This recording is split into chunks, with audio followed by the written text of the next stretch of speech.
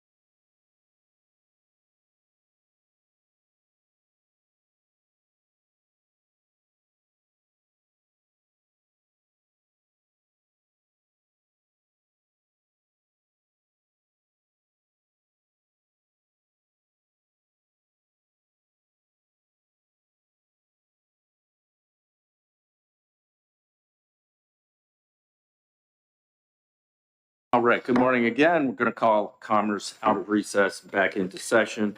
I was hoping to get another senator or two here this morning, but we have one presenting a prime and another one out of town. So I think what we'll do in executive session is talk through the bills that we heard last week. We may be able to exec 2 or 3 of these and move forward in a positive way with those. Senate Bill 417 FN. That is Senator Waters' bill, on-premise licensees, off-premise licensees, state liquor outlets to post warnings relative to increased cancer and birth defects. And I guess I'll just open by saying I appreciate the sentiment here.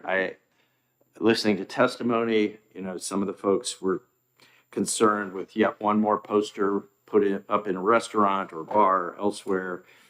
Where do you put it? How do you put it? The effectiveness of warning labels has been proven. So I guess I'll just leave it there. Are there thoughts other senators have on this one? No? Senator Fenton?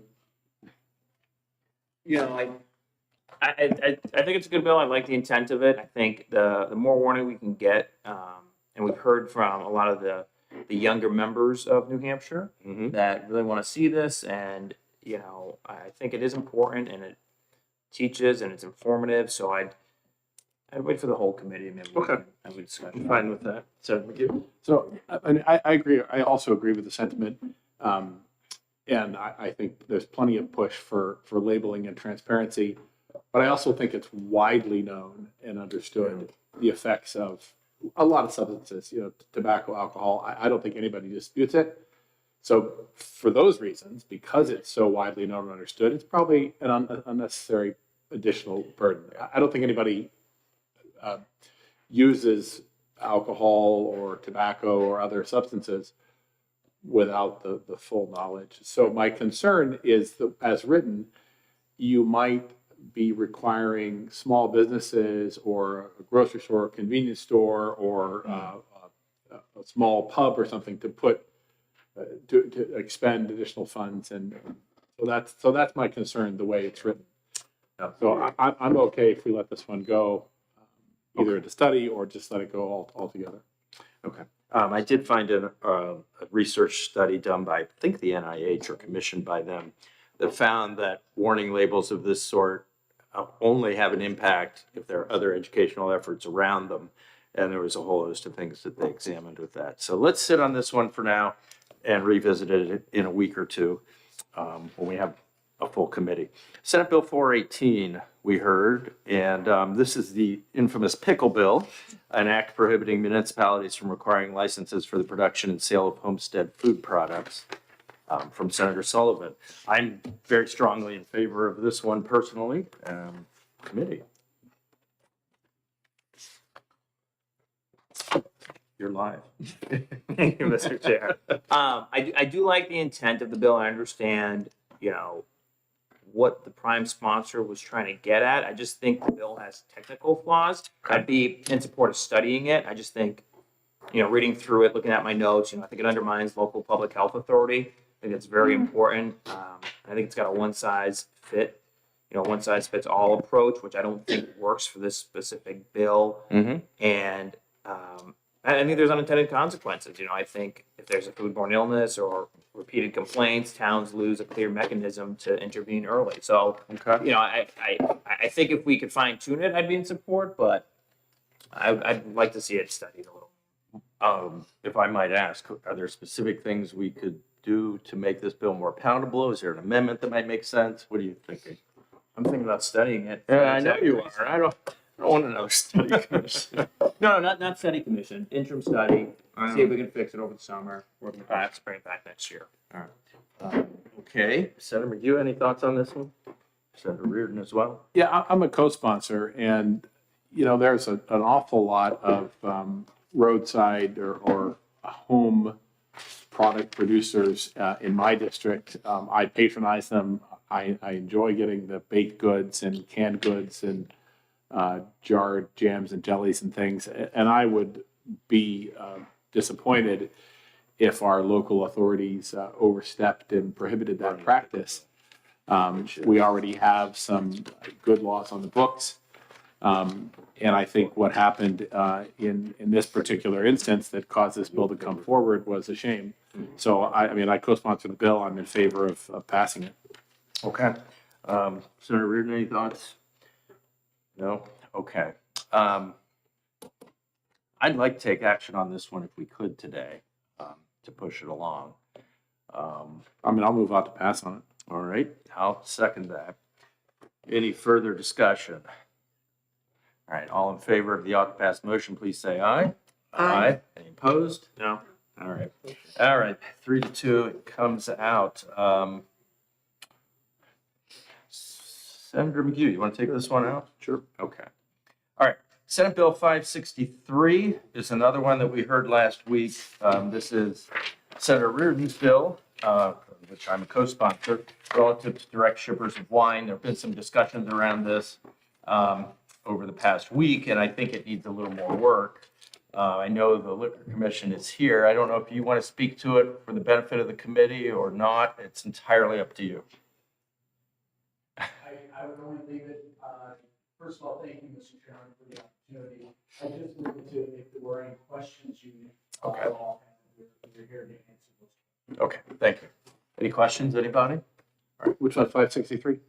Pardon? 563? Yes, this is 563. I do think it's going to need some more work, so I don't anticipate action on it today at all. Yes, yes, ma'am. I was in some discussions about this, and my understanding is that there is an amendment being worked on. So that would definitely Yes. leave this to be something we should postpone for now. Okay, we will do that. All right, the next one, I spoke with Senator Fenton about this just this morning, is Senate Bill 639, a committee to study the health and safety impacts of red dye, which he and I were discussing, we already know, but there's a little angle to this that I think actually might make this a pretty good thing to move forward. So Senator Fenton, if you Yeah, thank you, Mr. Chairman. You know, we talked about the federal government potentially doing this, and if they do it, how do we implement it here in the state of New Hampshire? And that comes down to, you know, grocers who sell these items with these products in them, these red dyes and additives, small businesses, bakers, things like that who use these ingredients. So, you know, the intent is, you know, for us to get to a point where we can ban these additives and these dyes. But also, if the federal government does take action, how do we mitigate it so that small businesses aren't affected tremendously? And I would just add to this, you know, M&M Mars has said, we're not going to change the dyes. And let's face it, a lot of small carryouts, you know, selling peanut M&Ms is pretty good business. And it could have impacts, particularly on small retailers. I understand that. Other thoughts? I would move to pass on 639. You know what, Senator, I'm going to second that. All right. All in favor of the pass motion on 639, please say aye. Aye. Any opposed? Do we have a motion for consent? Sure, so moved. All right. All in favor, say aye. Aye. Any opposed? All right. Senator Fenton, want to take this out? Take it out, All right, very good. And I think that's all, right, Aaron? We have for today?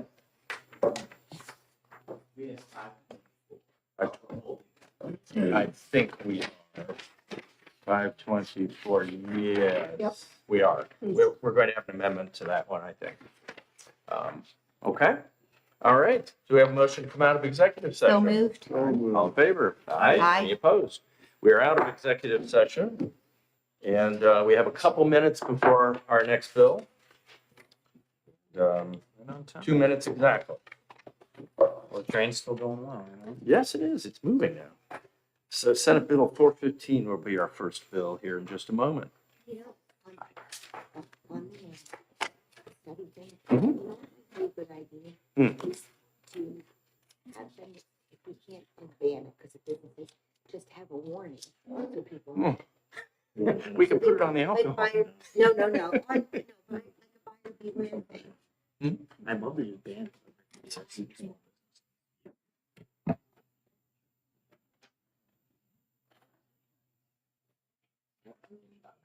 4 amendment pops up. Yeah, I'm with you. Yeah.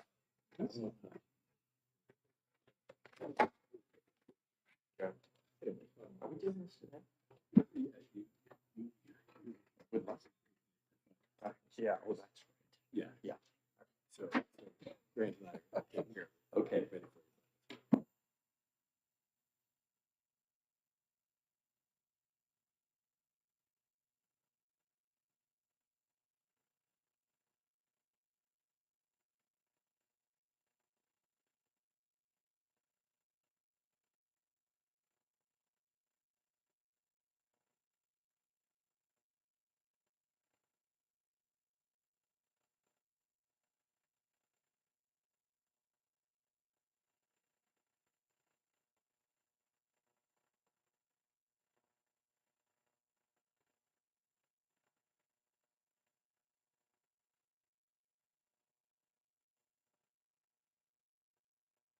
Why? All right. Good morning again. We're going to open the hearing on Senate Bill 415, and I would welcome Jen here on behalf of Senator Perkins Coca. Good morning.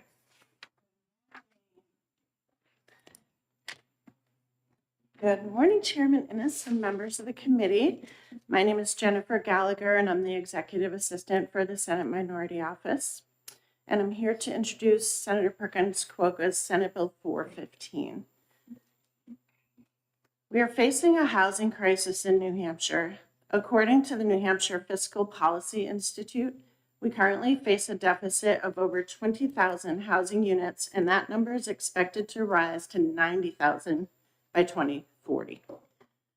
We need a variety of policy responses to address this shortfall, and this legislation is one tool in the legislative toolbox that will allow us to make progress, which is why I urge you to support this bill. In the status quo, the Condominium Act governs the construction, registration, sale, maintenance, and governance of condominiums. Certain provisions of that legislation, which largely concern rules around registering condos with the Attorney General, special rules for selling condominium units, and rules around special Attorney General oversight, exempt small condominiums with fewer than 10 units. This exemption exists to balance the need to oversee large condominium developments with the fact that such regulations can impose large burdens on small developers. In the context of the housing crisis, however, the 10-unit standard is too low, and the Condominium Act is overly burdensome, which is why this legislation proposes that we raise the exemption threshold to 50 units. Doing so has two key benefits.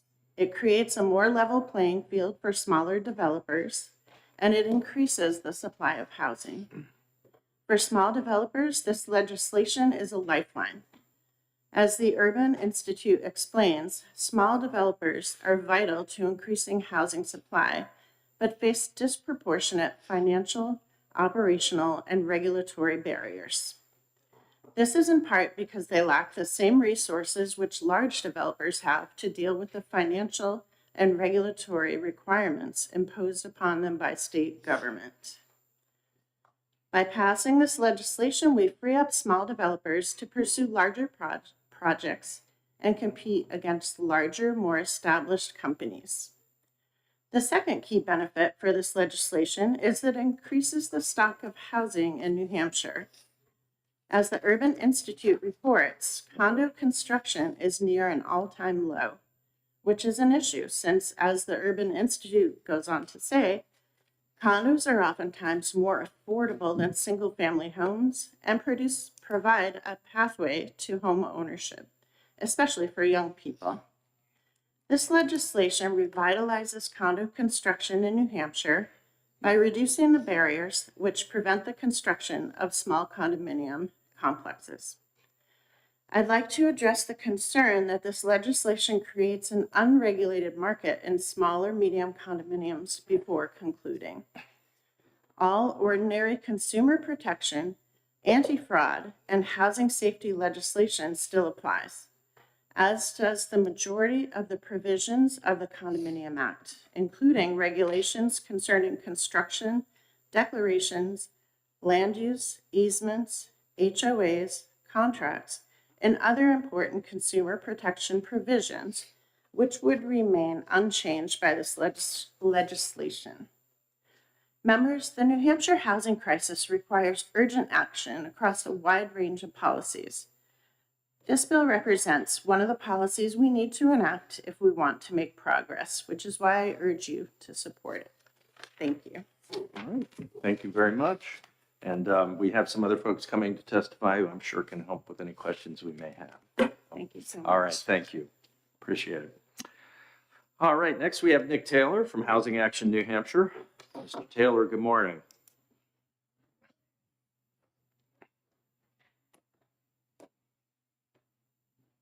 Good morning, Chairman Innes, members of the committee. It's good to be back with you talking about housing. I'm Nick Taylor. I'm Director of Housing Action New Hampshire, a pro-homes advocacy organization working on a whole range of housing issues across the state. So we are here in support of this bill. When we're talking about attainable housing options, we're often talking about rental housing options, and we want to make sure that homeowners don't get left out of that equation, that has got to be part of this conversation.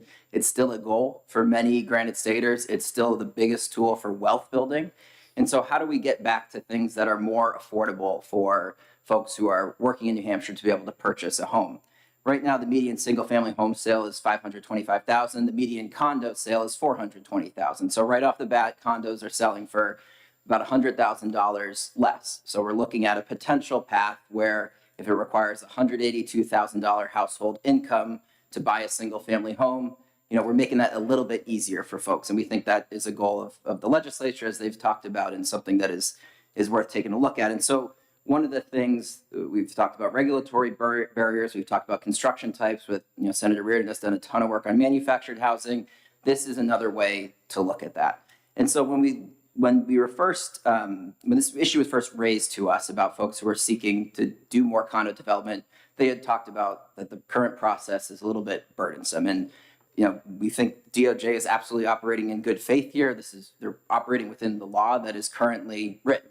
And so the majority of this chapter was established in the late 1970s and has had limited updates since. And so when we talk to folks who do this application process, they were talking about the fact that to go through this process, the Department of Justice having to review all promotional materials. They're having to do bank reference checks, finance reference checks for any investor, any board member, any trustee. And so when we think about nonprofits that might be trying to do this, the entire board needs to be going through a financial disclosure process just to build any type of housing. And so, what this is looking at is that exemption provision. And so right now, up to 10 units is exempt from the review process. Above 10 is subject to the review process. And so in that letter that we just handed out from NeighborWorks Southern New Hampshire, they had gotten approval for a 12-unit for sale workforce level townhome project. The advice they got from attorneys and engineers was to cut that down to 10 because the process you're going to go through to get those extra 2 units is not worth it. It's going to drag out the process, drag out the timeline, and be problematic. And so I think when we're thinking about the right way to do this, is raising the threshold to 50 the best way, or is there a narrower scope? I think there's a good discussion within the committee there. But when we're having this discussion, we're thinking about what types of scale and scope are within sort of typical New Hampshire development. And that is sort of where that 24 to 48 kind of unit project typically stands. And, as was previously mentioned, there are some other safeguards in place here. In addition to what is currently going through in the review process, if a developer is fraudulently making representations about what they can deliver, the type of project, there are criminal statutes to deal with that. If they are taking financing out the private market through lending, vetting has a huge stake in trying to make sure these projects get built. And so there are other elements there. There's also significant changes locally with building code planning, zoning review that, were a little bit changed from the 70s when this was first enacted. So look, we don't think condos are perfect. There may still be issues, but let's focus on sort of the specific issues at hand rather than sort of this broad review process that neighboring states like Maine and Massachusetts do not have quite as stringent of a process as New Hampshire does. All right. Thank you for your testimony. First question I have is, what is the average size of a condo project in New Hampshire? Do we know that? I don't have the answer to that. But I can look that Because up. if it's 12 units, as you noted, maybe we go from 50 to 20 or something like that. But okay. I think it's perfectly fair for the committee to have that kind of discussion. I just, as we've gotten some feedback around this bill from folks who are trying to do these kind of projects, they're concerned about the current process and think it's worth looking at. Okay. Other questions? Senator Reardon. Thank you, Mr. Chair. Nick, thanks for taking my question. Do you have some sense of what the time lag is with getting an attorney general's approval? And if in fact we exempted out the smaller projects that we're talking about here, do you have any sense from developers the time and the expense that adds to a project? Well, in the conversations that we have had, and I have not gone through this process personally, but we were hearing that it could be up to 6+ months as people are going through the review process, and in part because I think the Department of Justice does a good job of trying to make these processes work, but that feedback, editing, coming back, 60-day timelines on each, you are really dragging these out in a way that time is money in this case. Other questions? All right. Thank you very much. Appreciate you being here.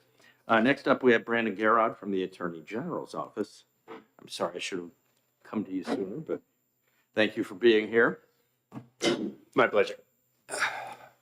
Good morning, Mr. Chairperson, members of the committee. My name is Brandon Grodd. I'm a Senior Assistant Attorney General and Chief of the Consumer Protection and Antitrust Bureau at the New Hampshire Attorney General's Office. So the Attorney General asked me to come here this morning and remain neutral on the bill out of a reflection that the Attorney General understands the concern for housing in the state and that creative conversations about ways to improve the housing shortage should be had. But to express to you all significant concerns about the approach that is being proposed here, moving the threshold for exemption from 10 to 50. And primarily, the reason for that is, it was represented that, this would be protective of small to medium-sized builders. In reality, what you would be doing here is essentially repealing the Attorney General's condominium review for all condominium projects with a very small exception of very large projects. I actually have some numbers for you that should add some context here. So I looked at numbers from July 1st, 2023 until April 30th, 2025. So almost a 2-year snapshot. In that time, the Bureau issued 79 certificates of approval for 2,127 units, and all of those units would be exempted. That leaves only 9 certificates that would have been issued, and only 50 units that would have been subject to any level of Attorney General review, and 2 of those units had 51 units. So only 1 unit less would have brought 2 out of those 9 units within absolutely no Attorney General review whatsoever. So there would still be very large scale projects that we would be able to look at, but the overwhelming majority of the condominium projects that we review at all would be exempted if this was passed in its current form. So I'd like to just give a very brief overview of why some level of Attorney General review is important, and then offer some thoughts on perhaps where the conversation should be directed instead of a simple, essentially repeal of the review that we do. The review that we do because the legislature a long time ago decided that it was important for the Attorney General to have eyes on certain condominium projects to make sure that certain consumer protections were in place. Those protections primarily focus on making sure that when developers are offering new condominiums for sale in the state of New Hampshire and making representations to people who are considering purchasing those condominiums about the type of infrastructure and the type of projects that they'll be able to deliver, that they actually have the infrastructure and the financial resources to be able to deliver on those promises, so that consumers do not spend an enormous amount of money buying into something which, most developers do a great job and they do have the resources to do what they say, but we routinely catch folks that do not and have to have these are the longer conversations that we have to have. You heard about a 6-month review. I would suggest that if it takes 6 months, it's probably because the information that's being presented to the Attorney General initially is woefully deficient, and that upon subsequent, there's 60-day increments each time. So they get it to us, we're required to review and respond within 60 days, and we do. And if all the ducks are in a row, that could be the end of the review process, and a certificate could be issued at 60 days. But that shows you the things that we're catching in each of these, and the pushback that we're giving to builders after 60 days and saying, these are the things that need to be fixed in order to be in compliance with the law. So by passing this, all of that review would go away, but for a very few number of projects. So almost every year there's a condominium statute related bill.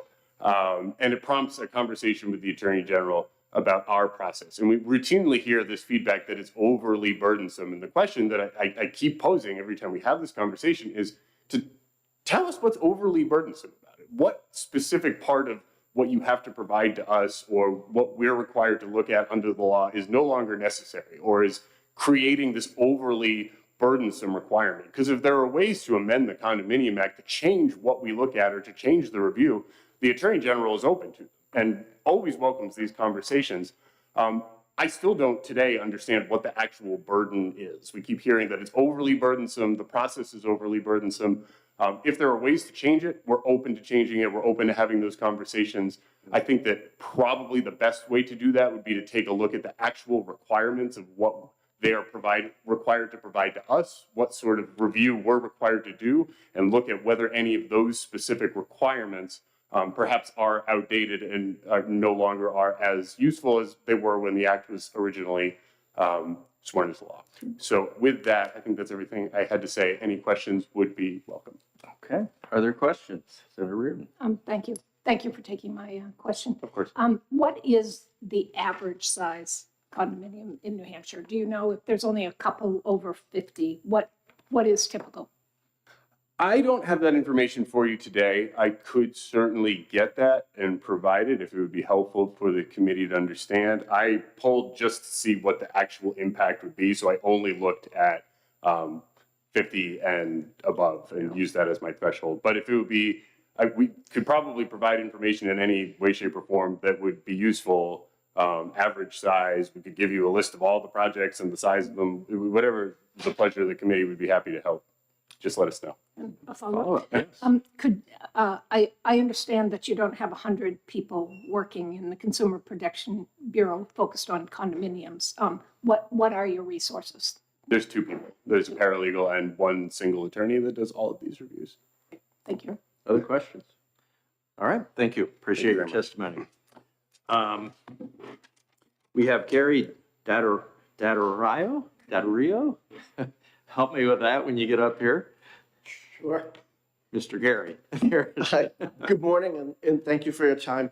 Daddario, Okay, like the I was in the old- neighborhood. Yeah, there's like an old hi-ho Daddario or something that's pronounced like that. I am a partner at Marcus Rico Emmer & Brooks. For the past 23 years, I have spent my career representing condominiums and associations. I am here today speaking on behalf of the Community Associations Institute, CAI, which is a nationwide nonprofit organization. Their goal in life is strictly to make association living better. That is their whole purpose. They have a legislative action committee in every state in the country. I am here with a couple of the other members from the New Hampshire Legislative Action Committee. And basically, all of these people are volunteers who just sort of are willing to spend some time keeping an eye on the changing legislation that applies to condominiums and associations, and to come to public hearings like this to try to work through the bills, either supporting them if we feel that they're good for condos, opposing them if we feel it's an issue. Today, we have taken a neutral position, in part because our first concern with this bill was that several people in our organization actually had different interpretations, and ultimately that led us to the conclusion that it would be great for the bill to have some more specificity. And by that, I mean to say that the Condominium Act is a large act. If anybody's looked at it recently, there are many provisions to it. And echoing the comments of the gentleman from the Attorney General's office, I know that from 2016 at least on, there has been activity on an annual basis with that act, and provisions have been changed and added. Clearly, the trend in all of that is for there to be more attention paid and more detailed requirements relative to the governance of condominiums. So, things have been getting stricter, not looser, is the point. And that's been happening for years. In terms of the specificity that we would like to see from this bill, one of the problems was in reading it, as I said, different people had different interpretations because it doesn't say very precisely what provisions developers would be exempted from. In other words, we know what exists in the statute today, but we did not see in the bill the information sufficient to identify in particular what provisions they would be exempted from. So that's the first issue. Beyond that, I would also echo again the comments from the gentleman at the Attorney General's office that there is certainly some risk involved with increasing the exemptions. They have been in the law for a long period of time, giving full faith to the New Hampshire legislature. They're in there for good reason, I assume. I think they do perform a function because, as was explained, these new developments need to go through a process in order to get approved. And part of that is making sure that the developer is going to do the job right, that the documents are going to govern the association properly, that the finances are there to set up an association properly. In representing associations as I do, and there are other people who sort of specialize in representing developers, representing associations as I do, I tend to always see the aftermath of development. Meaning by the time I come in, there's a group of unit owners who are now the board of the association. They're trying to run the association. And so we tend to see every little thing that got missed along the way, or every little thing that was an error along the way. If the finances weren't quite right, if the budget wasn't realistic, these are the things that we see. And then the unfortunate reality is that people buy into a condominium expecting their mortgage to be X, their condo fees to be X. And then if it turns out that the budget wasn't very realistic, it could change very fast, very significantly, and that's a problem. So we think the oversight that has been in place for a long time has been working. We think it's important. And lastly, I would just say that, and again, sort of echoing the comments, but we very much agree, the jump from 10 to 50 is a really big jump. I mean, I would agree that 10 units is a small association, but even if that went to 20, that's doubling the exemption that exists now. To take it to 50 seems like a whole lot, because a 50-unit neighborhood, that's a good size neighborhood. There's a lot of people involved in something like that. And so it seems like at that size, certainly the oversight that the Attorney General's office is providing would be pretty important. All right. Thank you. Any questions? All right. Thank you. Appreciate your testimony. Thank you. Matt Mayberry from the New Hampshire Home Builders. Please join us. Good morning. Good morning, Chairman. Good morning, Senators. It's a great day to be in New Hampshire. I'm Matt Mayberry. I'm the CEO of the New Hampshire Home Builders Association. I love this microphone because I can whisper and I'm booming through the hall. Yeah, it sounds really good today. I noticed It that. sounds really good. Unfortunately, that last gentleman stole all my thunder, which is good because you don't want to talk to me. We're going to spend enough time together today anyway. But I do want to bring up a few points. For our friends who are maybe watching at home, condominium is a form of ownership. It's how you take possession of your property. So if in earlier testimony, I talked about a developer went from 12 units to 10 units to avoid Attorney General review of the condominium documents, on the average cost of $415,000, I'd wait 6 months for $800,000. That's pretty easy math in my head. It does not stop a consumer from reserving a condominium that's in development. I've done it all the time. I've done 35 years as a real estate agent, also and developer. I've converted hundreds of these units. You can take a non-binding reservation that allows the consumer to reserve the spot, pick their colors, pick where they want to be, pending Attorney General review. All of our builders and contractors in New Hampshire are not perfect, as we're going to talk about later on today.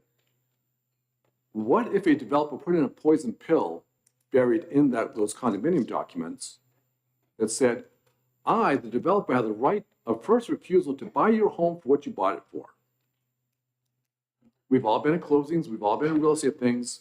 When you hand it inches of paper, you just sign. And in there, you just signed away all your equity to a builder because the Attorney General didn't review it. It's there to help the developer, the builder, and the consumer.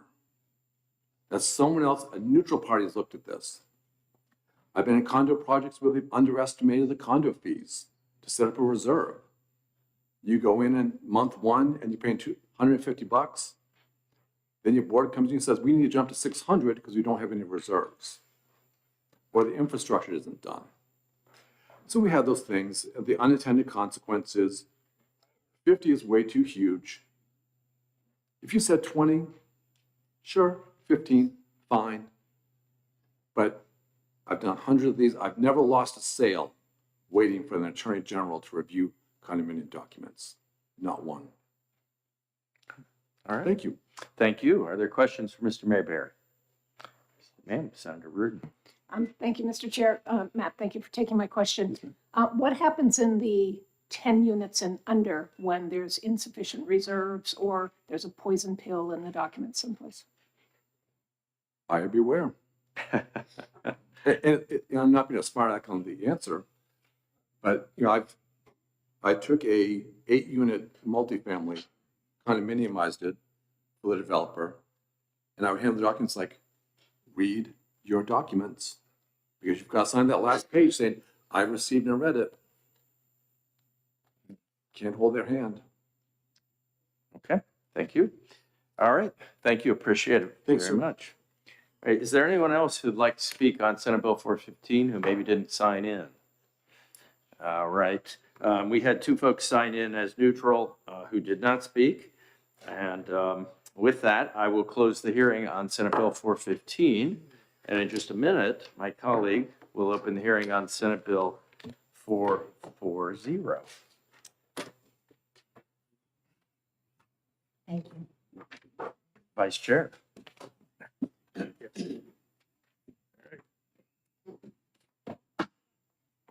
Good luck. I think we'll be okay.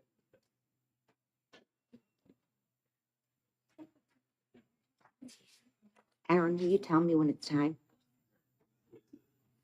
Oh, wait a minute. We have a while.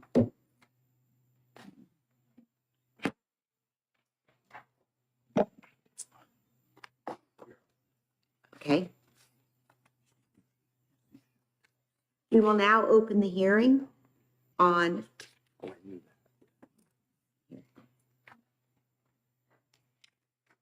Senate Bill 440. Welcome, Senator Ennis. Good morning, Madam Vice Chair and members of the committee. I'm Senator Dan Ennis from Bradford, New Hampshire, representing District 7, and I'm here to introduce to you Senate Bill 440. As you may recall, the Senate and the legislature passed Senate Bill 4 last session, designed to help streamline the funding process, also known as CPACER, to enable more construction of commercial and multifamily housing developments. With its passage, however, municipalities were only given the ability to adopt CPACER through the annual town meeting process. As a result, at least 15 municipalities who've been trying to put CPACER in place have been sort of stuck in limbo. Amendment 26-0100, which is a replace all amendment, would enable municipalities to adopt CPACER through an opt-in select board hearing rather than once per year town meeting. The amendment would clarify public notice requirements as well as the procedure for municipality to opt out of CPACER if they would like to do so. And I'd like to thank both James Key Wallace from the Business Finance Authority and Brody Deshays from the Municipal Association for their collaboration on this amendment. I think we've got a good one here that'll get this moving forward in exactly the way we originally intended. I'm happy to answer any basic questions that people may have, but I know that Mr. Key Wallace is behind me and I suspect has signed in to testify as well. Are there any questions from members of the committee? All right. Seeing Thank none, you. thank you for your testimony. The chair will now call James Key Wallace from the New Hampshire Business Finance Authority. Good morning and welcome. Good morning, Madam Chair. Thank you for having me. Good senators, good morning. Good morning. For the record, James Key Wallace, Executive Director of the state's Business Finance Authority. Happy to be here today, and I probably should also disclose, although not relevant to this, temporarily serving as Interim Commissioner of the Department of Business and Economic Affairs. The senator, I believe, summed this bill up very well.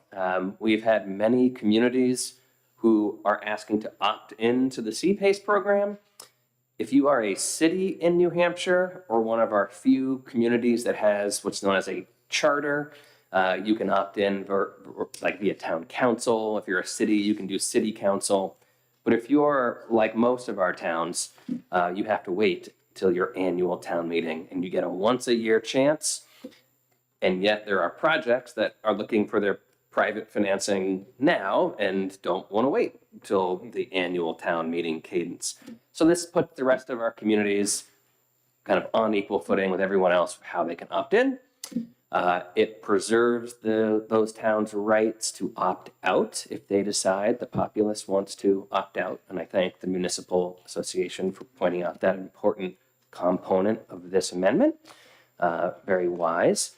It clarifies the public meeting process for towns to, comply with public meeting notice requirements.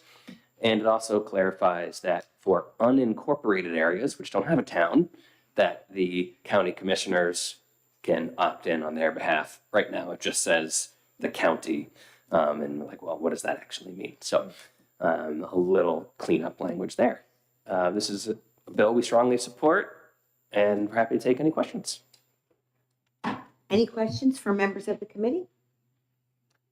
Seeing none, thank you for your testimony. Thank you. Thank you. Have a wonderful day. You too.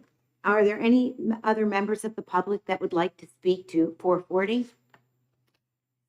Seeing none, we'll close the hearing on 440. Thank you. Hey, you're back up. Yeah, Okay. I'm up again. Okay. You might as well just stay down there. Yeah.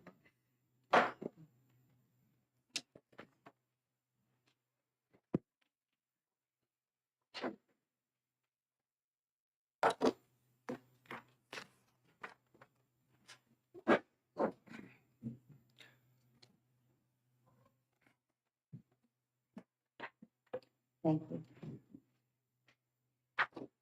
We will now open the hearing on Senate Bill 564 and welcome again Senator Innes. Good morning again, Madam Vice Chair and members of the committee. I'm Senator Dan Innes from Bradford, New Hampshire, representing District 7, and I'm here to introduce Senate Bill 564, which would prohibit certain municipal development restrictions. As you all know, we passed numerous legislation last year, numerous pieces of legislation last year to help to address and work to alleviate the affordability issue and the lack of housing here in New Hampshire. Our work isn't quite yet done. This bill would prohibit municipalities from placing arbitrary limits on maximum road length and imposing a numerical cap on the number of housing lots on a dead-end road or street. The bill also permits municipalities to place utilities within open space or perimeter buffer areas of subdivisions. I want to be clear, this bill does not limit the authority of municipalities to enforce health, safety, and environmental protections for wetlands and protected shoreland, nor does it eliminate Planning Board and Conservation Commission review, nor does it override compliance with the State Fire Code. And I do have word that the State Fire Marshal, Sean Toomey, is comfortable with this bill as written. So thank you for listening to my testimony. I'm happy to answer any questions you might have, and I know there's some folks behind me who will address this issue as well. Are there any questions from the committee? Seeing none, thank you. Thank you. The chair will now call Brody DeShires from NHMA.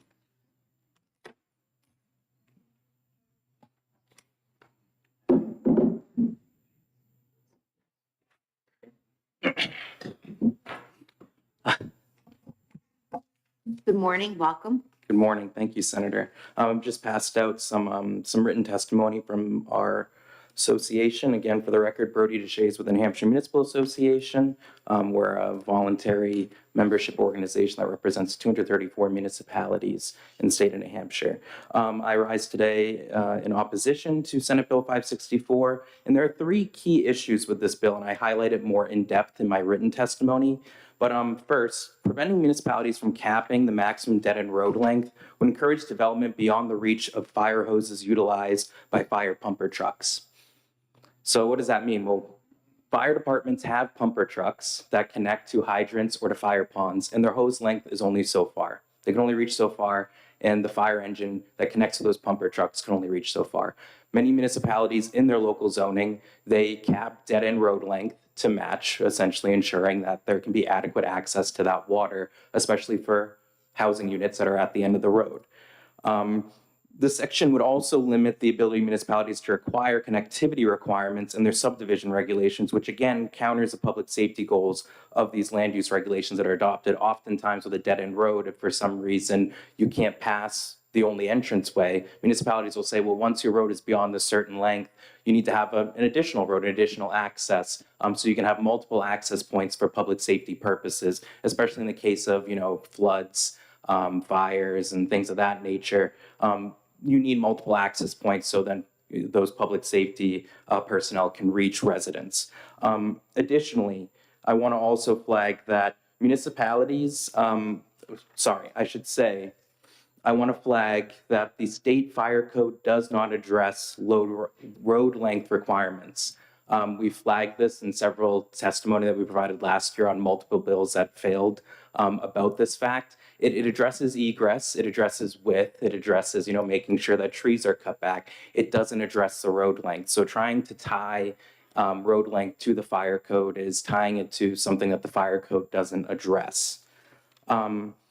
On to the Roman 2 of Section 2, unlimited housing lots on a dead-end road may allow unlimited new housing units without adequate consideration of local infrastructure capacity. So this would promote what's called scattered and premature development, where this development of land may lack water supply, drainage, transportation, fire protection, or other public services or necessities that may require excessive expenditure of public funds for the supply of such services. So either they'll go without these services, which could be a negative impact onto people's general welfare or risk public safety, or the municipality's taxpayers will be expected to foot a very hefty bill. Additionally, this section conflicts with the existing RSA 674:36 Roman 2, which allows municipalities explicitly to prevent the unlimited subdivision of land if it poses safety risks. That's often done in your subdivision review.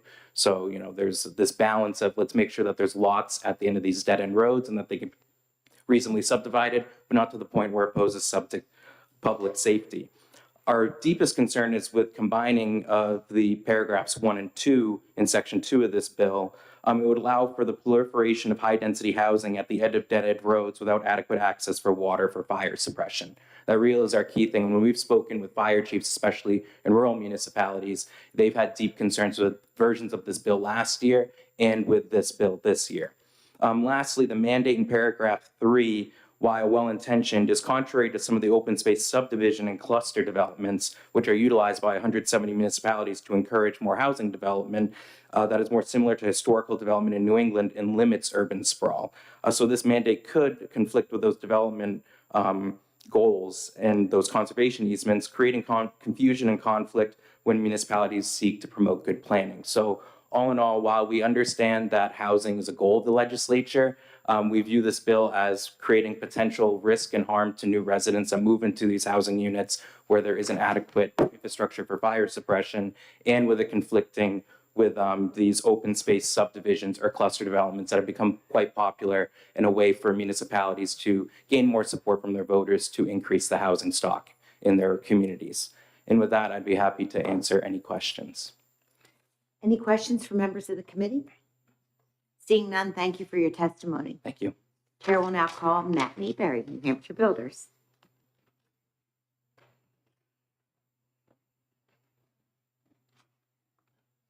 Thank you, Madam Chair and Senators. Matt Mayberry from New Hampshire Home Builders Association. Wow, where do I even begin on all that? Fire hydrants can run off a well. So when we talk about the length of a road, you can add a fire hydrant. There are parameters in there. This does nothing. It talks about reducing the lot size. This doesn't talk about reducing setbacks.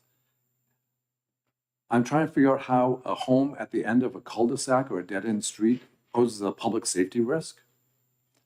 When they talk about the fire code and when we had the conversation with the fire marshal, it was for the width of the road because there was concern if a car was stalled or if a plow hadn't made things wide enough, could a fire truck or an ambulance get by, or could they even pass each other?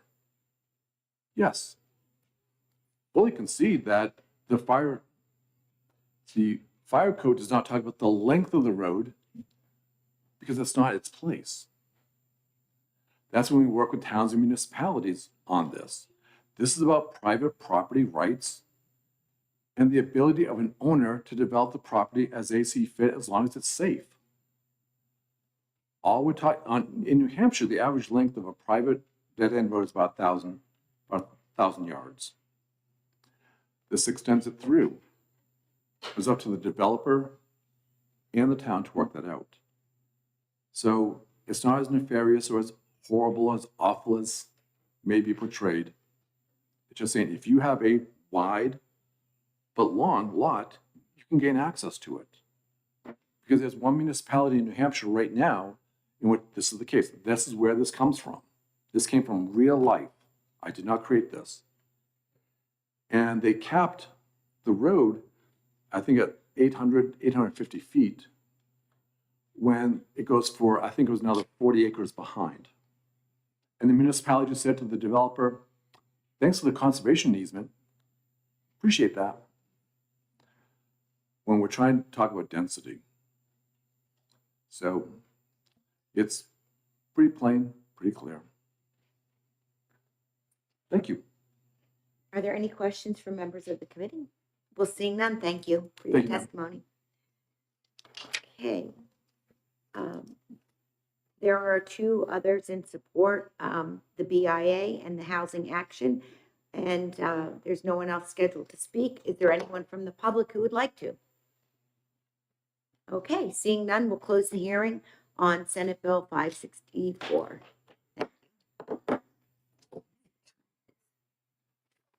And we will be opening the hearing on 523 in just a minute. Until then, we'll be in a short recess. Good.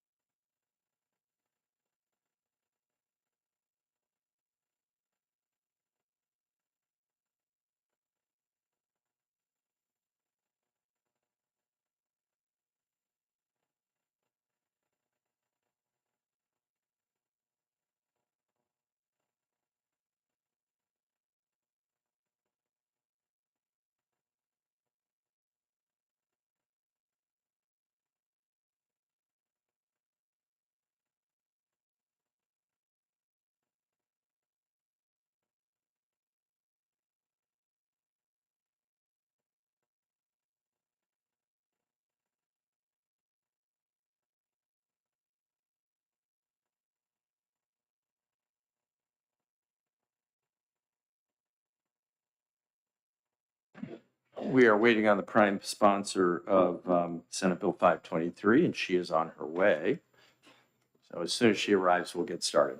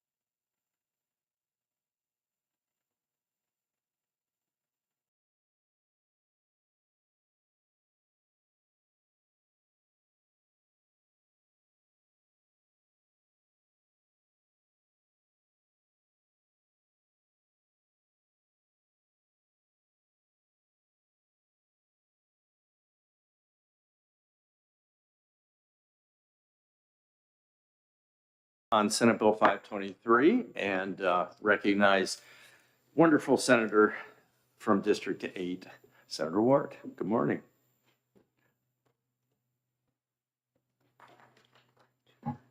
Morning, Mr. Chair, members of the committee.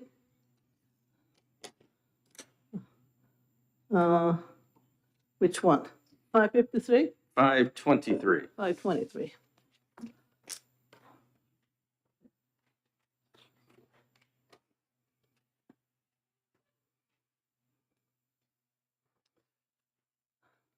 So I am Senator Ruth Ward from District 8.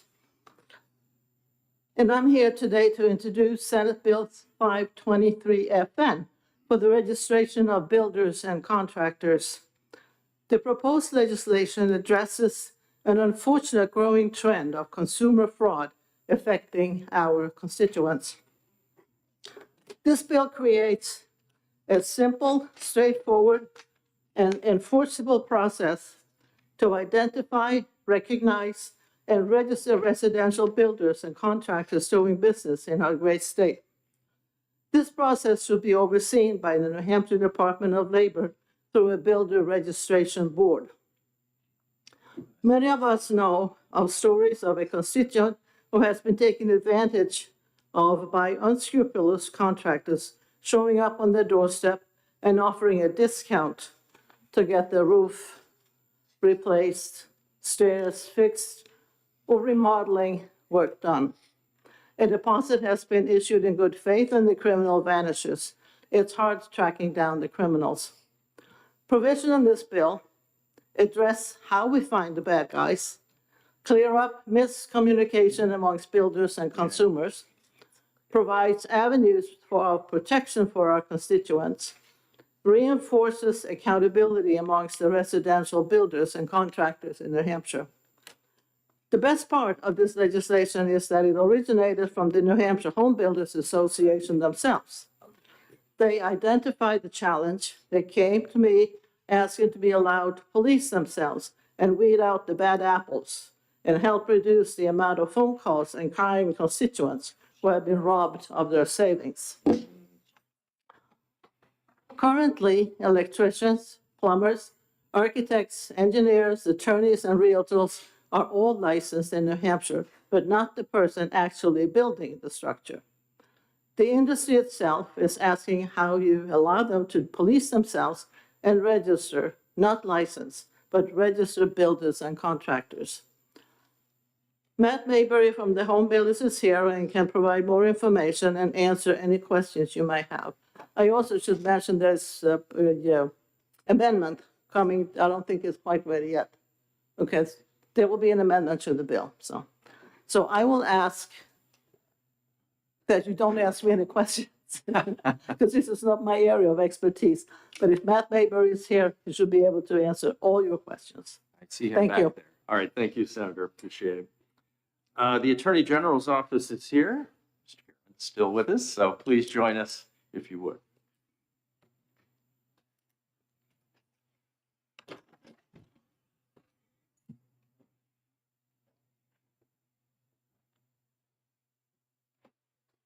I think I'll be with you for most of the morning. We're happy to have you. Good morning again, Mr. Chairperson, members of the committee. My name is Brandon Garrett. I am a Senior Assistant Attorney General. For the record, I'm also the Chief of the Consumer Protection and Antitrust Bureau at the Department of Justice. The Attorney General is here in support of SB 523 for the simple reason that home contractor oversight of some caliber in this state is desperately, desperately overdue, because the only thing that we have currently is the Attorney General's Consumer Protection and Antitrust Bureau. There's no other oversight in any way, shape, or form.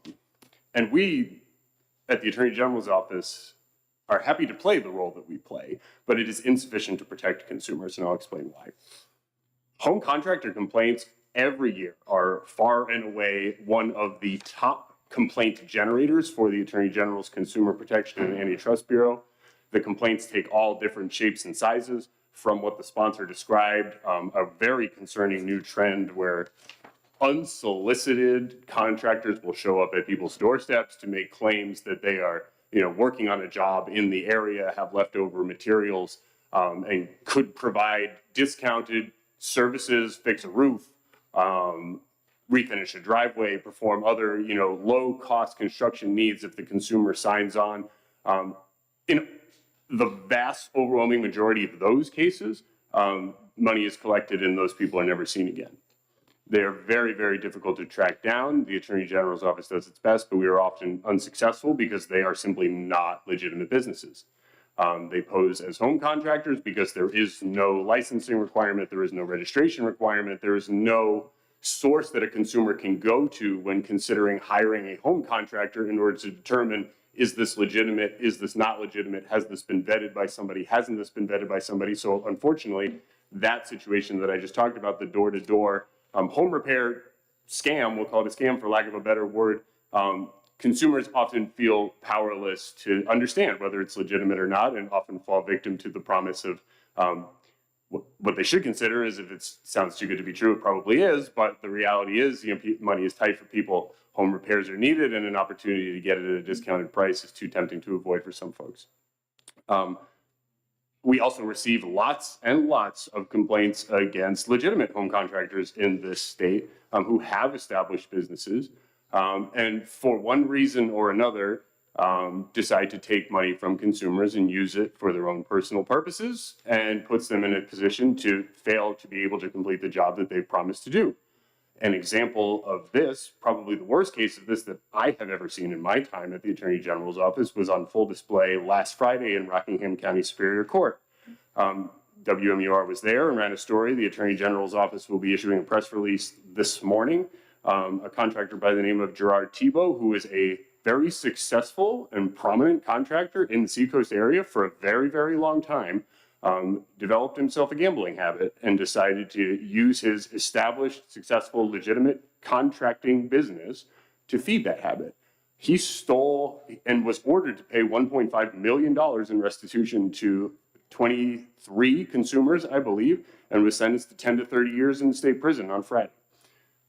That is a person that had a legitimate business for a long time. He was a good contractor. He had a lot of success, but when he fell on hard times, there was no oversight whatsoever on what he could do with his money, how he was collecting money, what sort of representations he was making to people, until people were without their money and then filed complaints to the Attorney General's office. And we are very well equipped after this has transpired, after the money is lost, at investigating and going after these folks. And Gerard Thibault is a great example of that.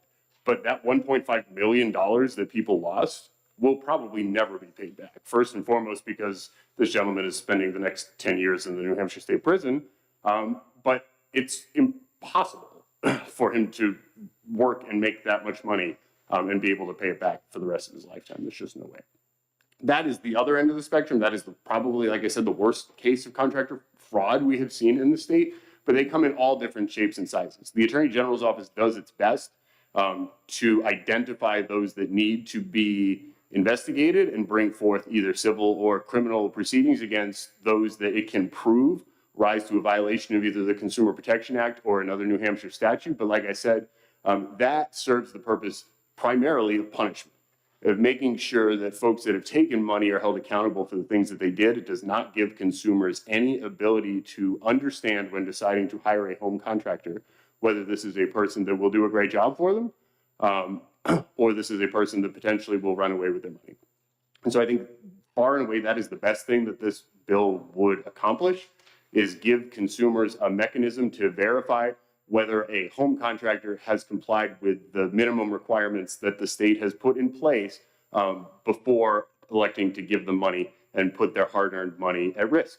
So certainly the Attorney General's office believes that this bill would put this state in a much better position to allow consumers to avoid home contractor fraud in the first place, but also to allow the Attorney General's office to partner with this new entity that would be created in identifying problems, hopefully before they rise to the level of a Gerard Thibault situation and $1.5 million disappears out of the hands of hardworking New Hampshire folks. So we do support the bill. There is one piece in the updated version, which I was handed this morning. I'm not sure if you have this updated version or not. I hope that you do. Just one sort of minor thing that I would like to flag. It is on page, these pages don't have numbers, but it is under Roman numeral 4, styled as the board shall, and it's letter D. As it's written, it says maintain authority over final non-criminal disciplinary decisions and sanctions. I would suggest that if that language is going to be kept, that there be some specific clarification that nothing in this new chapter would in any way limit the Attorney General's office's ability to pursue civil enforcement actions against home contractors, because I don't think that's what this is intended to do. I think this language is supposed to say that the board doesn't have criminal authority. It would have the authority that's given under this this chapter, but by saying that they maintain authority over final non-criminal disciplinary decisions, it could create some confusion as to whether the Attorney General can still pursue civil investigations and enforcement actions, which is an important part of the ecosystem of protecting consumers in the state. So with that very lengthy description, I'm happy to take any questions. All right, questions, Senator Ricciardi and then Senator Root. Good morning. Thank you for taking my question. Of course. So if this bill had been in place, how would that have changed the outcome with the situation that you described with the Thibault bill? It's a great question. So Mr. Thibault perpetrated his crimes over a period of just about 2 years.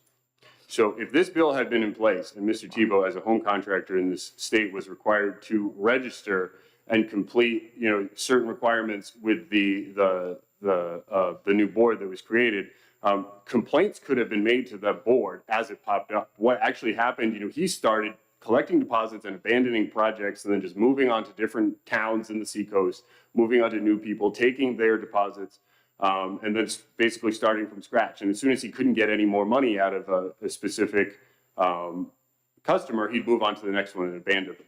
Those folks that were abandoned could have made complaints to the board, and the board could have acted on the registration of Mr. Thibault. So if consumers, let's say in year 2 of his criminal conduct, are approached by Mr. Thibault, they could go to the board, and if the board had received, 5 complaints against this person and taken action on his registration, perhaps they could make a better choice not to trust this man with their money. Can you follow up? Follow up? So what you're saying, I just want to be clear, it wouldn't stop nefarious activity on the onset, but it would mitigate it from continuing.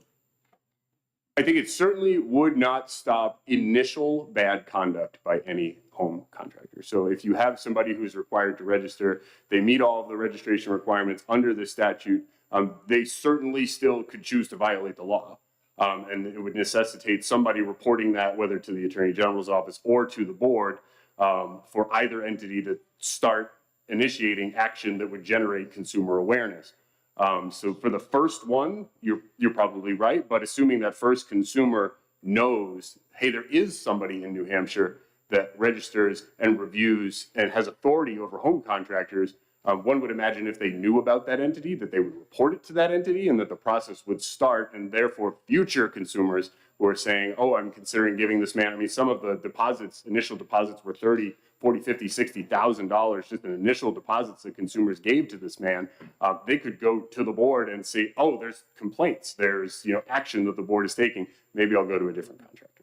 Thank you. Senator Reardon. Thank you, Mr. Chair, and thank you for taking my question. Why is this in the Department of Labor and not in OPLC? I can't answer that question. Department of Labor is next. I will ask them. Follow up? Yes, of course. So the initial registration is for 2 years under this bill. So if in fact we had a registration and Mr. Tebow registered, he would be unfettered for 2 years, except for consumers now file with the Consumer Protection Division complaints. Do you have any mechanism with those 2 employees that you have there to know that you have 3 complaints for Mr. Tebow, or it's on a case-by-case basis that you look at those complaints now? So really good question, and also necessitates some clarification on my part. So during the prior hearing this morning, the question was, in the Consumer Protection Bureau, what are the resources that we have looking at condominium and subdivision registrations? So we have 1 attorney and 1 paralegal that look at condominium and subdivision registrations, all of them. We are much better resourced than that. We have, I believe, 4 or 5 investigative paralegals, as well as 10 attorneys that spend all of them, you know, whether they, you know, we tend to specialize in various different things, whether it be, you know, antitrust, looking at healthcare consolidation, or data privacy is a, you know, a new responsibility that the Bureau has, tobacco enforcement, elder abuse, whatever. Everybody does a little bit of everything. So pretty much everyone in the Bureau is working on home contractor fraud in some capacity. And the mechanism that we have in place, you know, you hit it right on the head. We get consumer complaints during the, you know, the bills that I was not here on today. I was, you know, reviewing complaints that we have received over the weekend. We received complaints every single week. I would say an average of, I don't know, 60, 70 total complaints to the Bureau every week. A large chunk of them typically, at least during construction season, are against home contractors.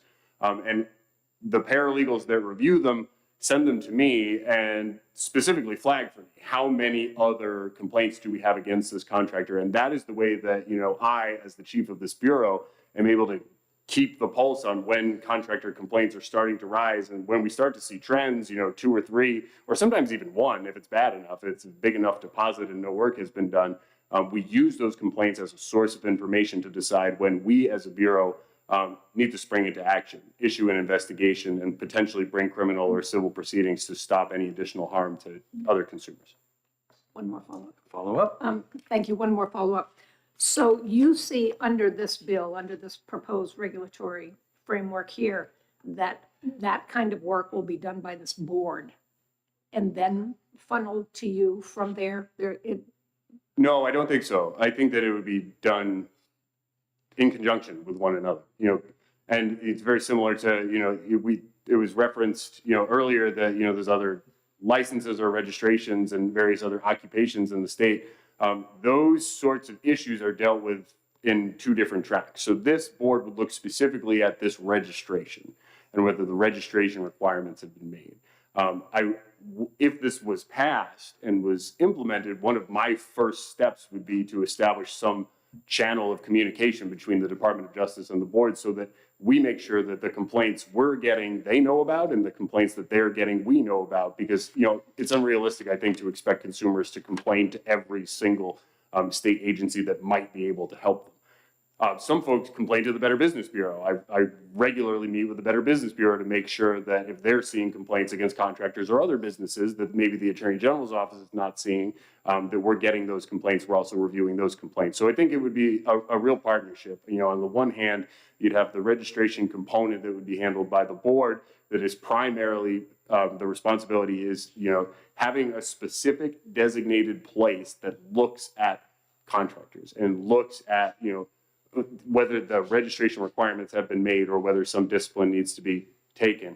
And then you still have the law enforcement component, which is the Attorney General's office, where people can still file complaints, you know, Not every complaint requires an investigation. In fact, we get lots of complaints against home contractors where we simply take the complaint, send it to the contractor, and there's a miscommunication between the consumer and the contractor, and by getting that complaint from the Attorney General's office, they're able to fix the situation. And no investigation is ever necessary, and I would imagine probably no board action would be necessary.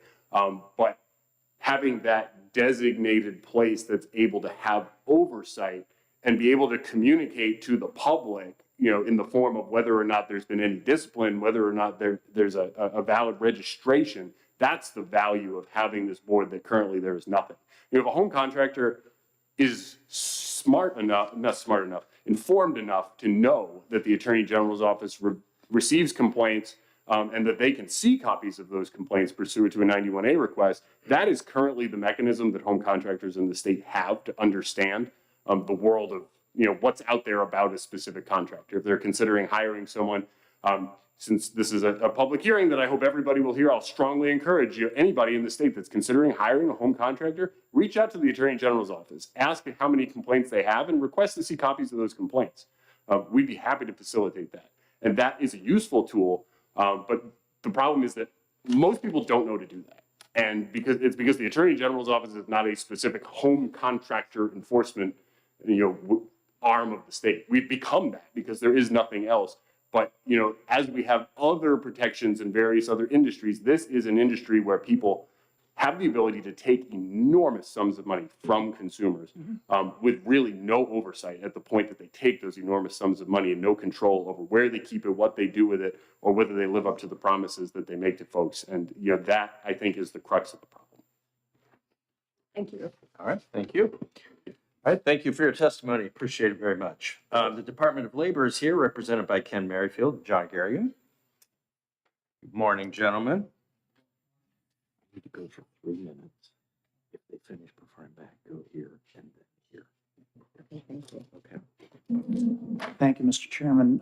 For the record, Ken Merrifield, Commissioner at the Department of Labor. I'm joined by our General Counsel, John Garrigan. First, we want to express that we are neutral, as in all things legislative. We are neutral on the bill. We echo Senator Reardon's question. However, we think that perhaps a more perfect fit for this board would actually be a professional licensure, but they can speak for themselves as to why that may or may not be the case. We think that their experience is more in line with the way that this board is set up. However, we remain neutral and happy to perform any functions that the legislature gives us.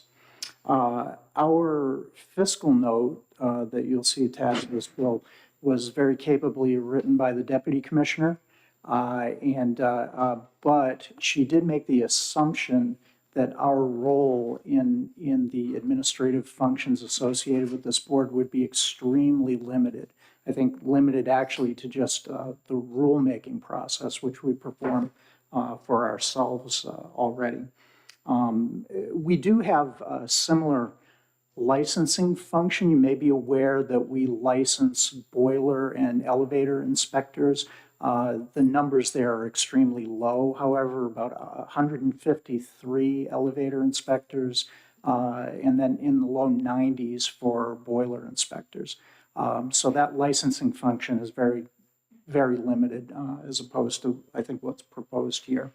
Our questions, I guess, really do speak to how much involvement the Labor Department would have to have, because we don't have staff or budget planned for this kind of activity. So I just wonder when I see, for example, that there is a dedicated fund created for all of the fees and penalties that would be collected by this board, how the finance functions would take place. I have a business office with 2 people who already invoice and accept payments for about 20,000 transactions a year. I don't know that we would be able to provide the financial support if that's what is intended, and I'm not sure that it is. We also conduct hearings, and I guess maybe this is owing to our experience at the Labor Department under 541A, there are a number of administrative functions that take place related to hearings that we conduct. I understand that the board would be the one conducting these hearings, but who answers motions, who prepares documentation for the board to consider, those sorts of questions are just not clear to me, at least when I read the bill. And then there's the procurement of the GNC approved contract with the registration program administrator that's described in the bill. I understand that the whole process is to be funded through that special state fund, but we're not sure about initial startup costs for the board or any of these activities and how that would be funded. I do have a contract line. It's really small, and I think it's spoken for. So anyway, those are things that I see when I read the bill, and I don't know if General Counsel Garrigan has anything to add. Okay, thank you. Are there any questions from members of the committee? Seeing none, thank you so much for Thank your you. testimony. Have a good day, gentlemen. Thank you. The chair will now call Joshua Reed.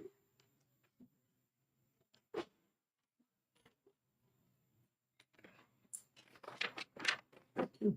Welcome.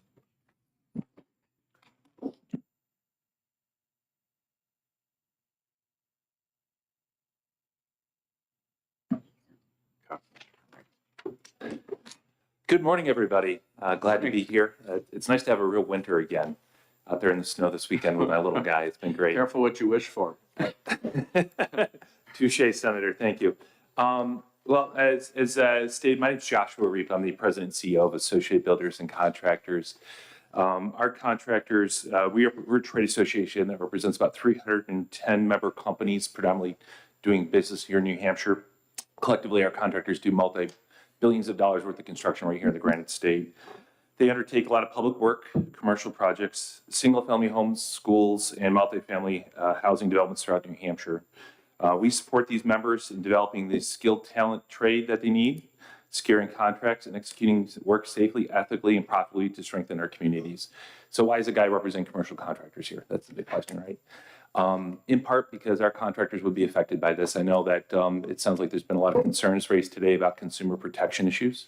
Our experience is there's a difference between licensed trades versus consumer protection initiatives that need to happen. And I'm kind of concerned here, before I even get into that this bill could have a chilling effect on construction in New Hampshire. We've got a housing crisis that we're all aware of right now. This bill would establish a mandatory registration with oversight regime for builders, poses significant risk to an industry already grappling with the state's acute housing crisis. According to the New Hampshire Housing Finance Authority's last statewide housing needs assessment, we're still significantly short by thousands of units right now. And we're talking about trying to meet a need of trying to get back to that right size. I think a right size market, 6% vacancy. We're at like 0.2% right now. It's still very, I'm saying stuff you guys have heard for the last couple of years here, right? We're trying to fix that problem as builders with a lot of multifamily we're doing. And for us, the bill as written is very problematic because it's trying to answer, it's essentially focused on residential work. This language does fail to clarify and delineate boundaries would potentially sweep in our commercial contractors who occasionally handle mixed use and high-end residential elements. The bill's written impacts all contractors, including those engaged in commercial construction.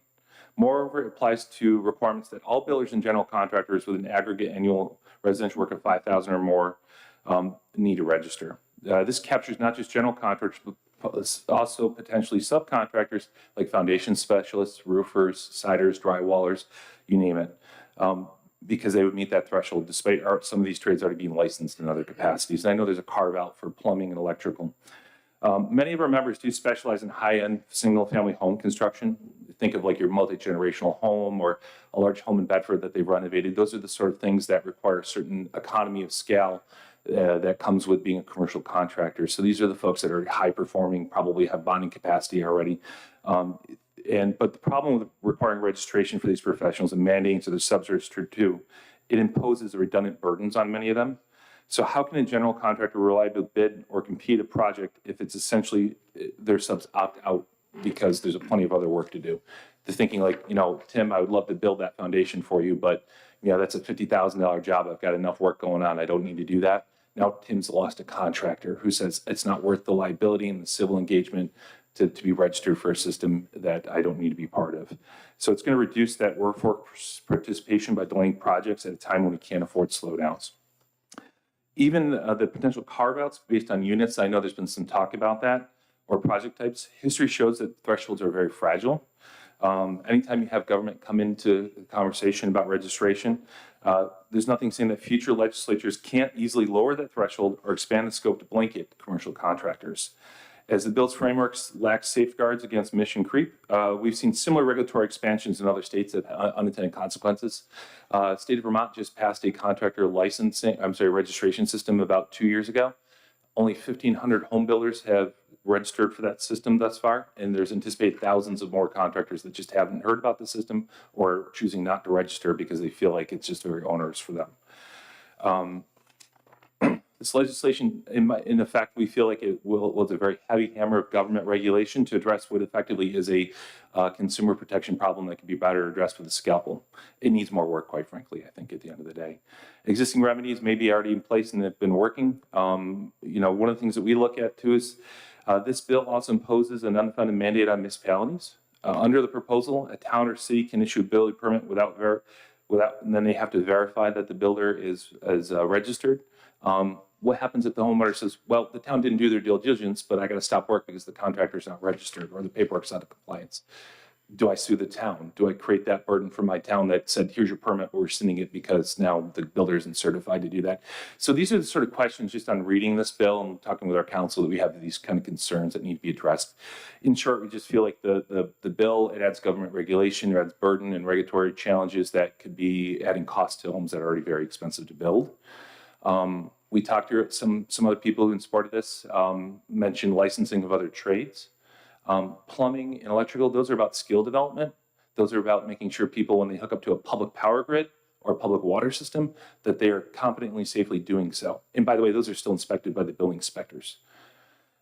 This bill is about consumer protection. It's not necessarily about skill development. So I think that's the big disparity here. I think they're very different things between licensure and registration and compliance. So for a lot of these reasons, I just urge you to deem the bill ITL. But at the end of the day, I realize we got to work together. And I think the home builders have a great operation. I think they've got some really big challenges out there with a few small nefarious actors. I think if we all work together, we can find a solution that works more equitably for the betterment of New Hampshire without creating more challenges. So thank you. Thank you. Question, Senator Reardon. Thank you, Mr. Chair. Thank you for taking my question. Do your members do any kind of continuing education in any of their disciplines now? Absolutely. I'll tell you, for example, I've got 90 people in our continuing leadership class right now. We've got a commercial carpentry program going on at Manchester Community College and HDI that we support. We are the sole multi-sponsor of an apprentice program to do that. Our contractors do take continuing ed because at the end of the day, the only way to be competitive is to continually reinvest in your workforce. So yes, they do both craft and office redevelopment and retraining. Thank you. You're welcome. All right, Senator Ricciardi. Thank you, Mr. Chair. Thank you for taking my question. Sure. So, as we're all friends here, New Hampshire builders and contractors, would you see fit to work together to try to come fix some of the areas that you have concern with and work on some sort of an amendment together? Absolutely, Senator. We'd be amenable to working and collaborating on this issue. As written today, I'd be cautious about bringing it to the chamber, but it does need some additional work. We'd be happy to take some of our perspective from the commercial contractor perspective and say, here's what works in our best practices. Here's some things we can suggest for you as well. Thank you. You're welcome. Thank you. Thank you. Appreciate your testimony. Mr. Mayberry, you're back with us, please.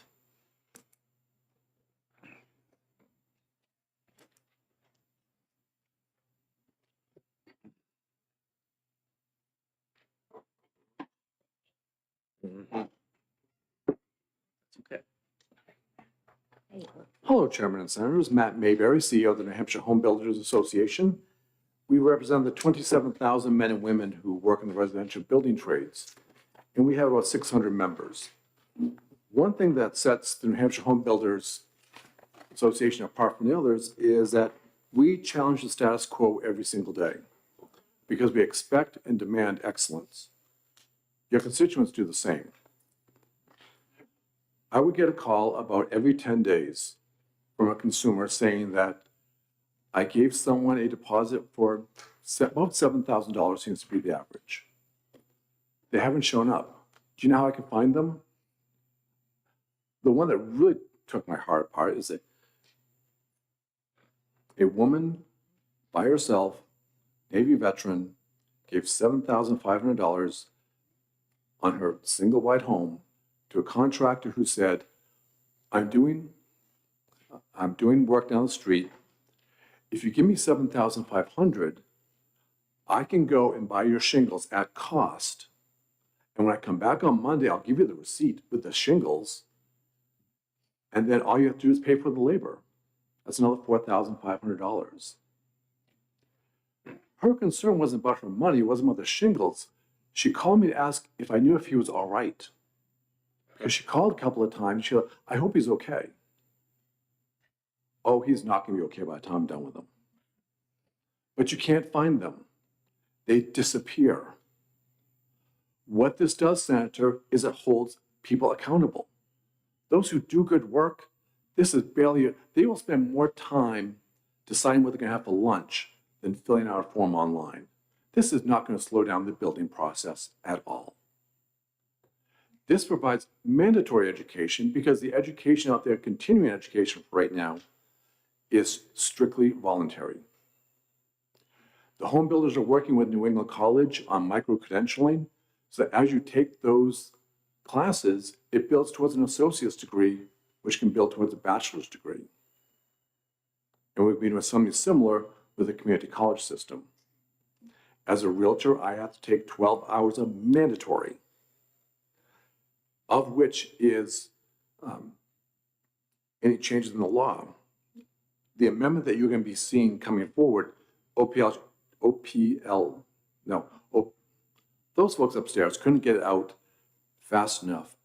But of the 8 hours of continuing education, 4 hours are updates on the building codes. What has changed since last time we got together? It changes.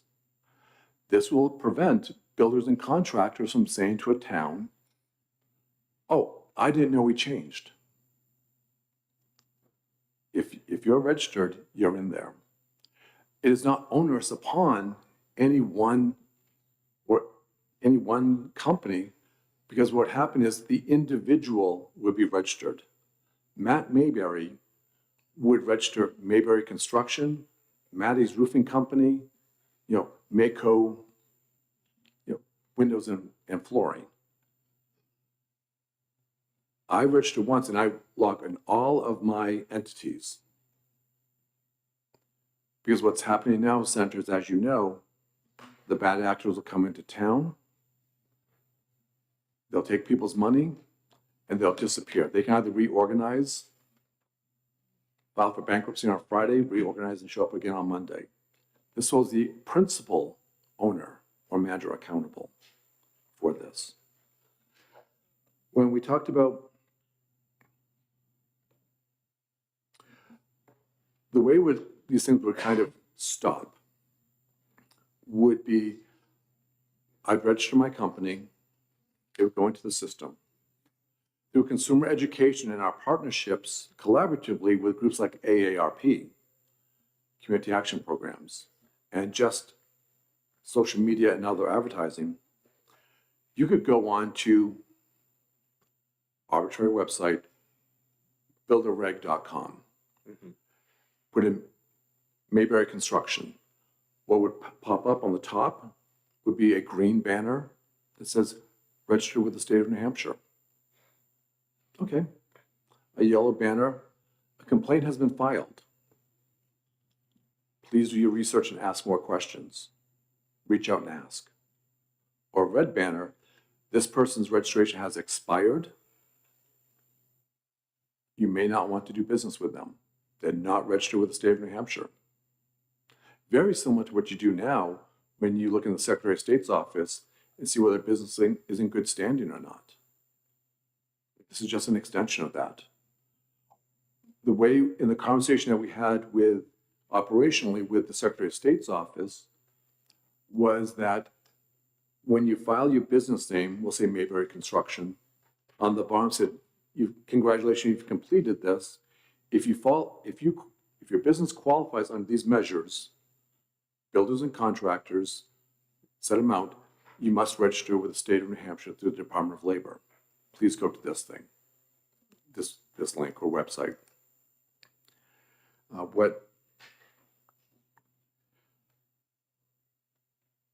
The big professional contractors out there building hundreds of units, it's easy.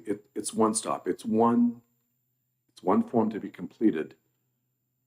But this helps the consumers to say, go on, is Mayberry Construction legitimate?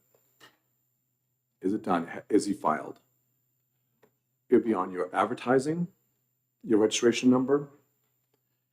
If you have a contract or an estimate, your number has to be on there. So you can look it up real easy. It'd be staffed by a 24/7 call center. Anytime they'll speak to a human. Is how we had this planned out. In the amendments that you'll see coming forward, I made real clear the definition of residential small builders versus larger commercial builders. If someone's doing 200 units, they're not going to default someone. You can drive to their office. But if, Maddie's Roofing shows up in a panel van and says, hi, I'd like to take your money, please. The consumer will at least know where to look. We gather that information. The article I passed around that the Senior Assistant Attorney General talked about earlier, what could have happened was those complaints started coming in 2 years ago, 3 years ago, when that builder review board would say, how come we keep talking about, Maddie's construction company? What's going on there? Maybe we should reach out to our friends in that cross communication with the Department of Justice. Hey, we're starting to see complaints about this person. Get it early. Because awarded was 1.5 million, but what the prosecutors estimated was 2.4 million was taken from these folks. It could have stopped. But a lot of the complaints that we're getting and we're seeing from builders and contractors are usually typically under $10,000. When I first started with the New Hampshire Home Builders 5 years ago, everyone, including our lobbyist, Senator Bob Clegg, said to me, if I try to bring forward builder registration, they will fire me. Like, do not do this. The industry doesn't want it.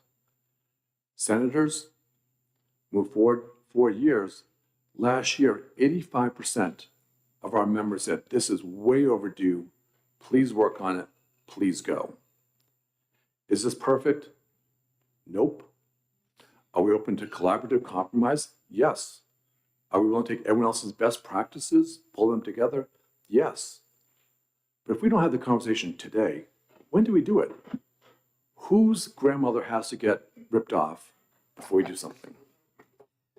So we like to start the conversation and go from there. And leaning forward means shut up, man. All right. Thank you, Mr. Mayberry. Any questions? All right. Seeing none, thank you. Appreciate your testimony this morning. Thank you. Is there anyone else who would like to speak on Senate Bill 523? All right, seeing none, we'll close the hearing on 523, and in just a moment, open the hearing on 446.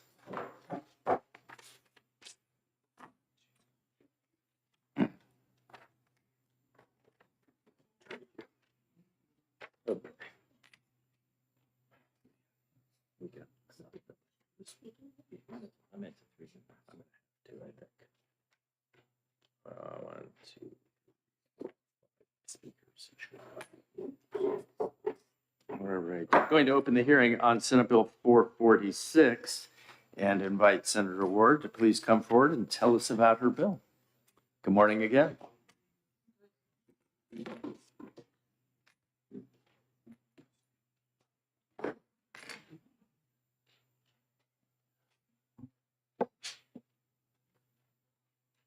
Mr. Chair and the members of the committee, I'm Ruth Ward, Senator from District 8. and I'm here to introduce Senate Bill 446. This bill is a result of SB 50, which established a committee to study the regulation of private animal boarding facilities. Prior to the study committee, I and many others heard of egregious instances where boarding facilities lost or caused the death or illness of dogs in their care. Currently, boarding facilities, also referred to as animal care centers in statute, are not licensed, nor they have reporting requirements. This bill seeks to take a balanced approach by establishing a regulatory framework that is not overly burdensome for business owners or government entities. Section 1 of the bill establishes definitions and clarifies that individuals who are providing services in their private residence for 5 or fewer dogs at a time do not constitute animal care centers.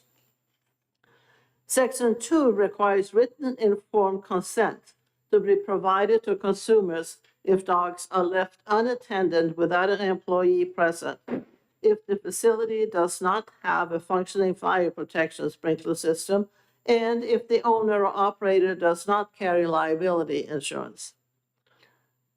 Section 3 requires centers to report injuries to other animals or people that occur on their property to local law enforcement. Reports shall be publicly available, but only if enforcement actions is taken against the center. In addition to reporting requirements, an annual unannounced inspection shall be done by a police officer or an inspector authorized by local law enforcement or a select board. If there are any issues, local law enforcement officers or authorized inspectors will have the discretion to issue a citation. For continued noncompliance, however, a center shall be closed. Section 4 will require centers to obtain certification from the Department of Agriculture prior to being able to operate within the state. Certification will cost $100 and will be valid for 2 years. Certifications should be revoked or suspended if actions are taken by local law enforcement or an authorized inspector. Thank you for taking the time to hear my testimony. You should know that since our study committee and the report went out, a lot of people have written and sent us messages. So there are a lot of things in this present bill that are being contested. For example, there are organizations that take care of animals that are listed in the bill that say they already have their own license. They don't want to be listed to require another license.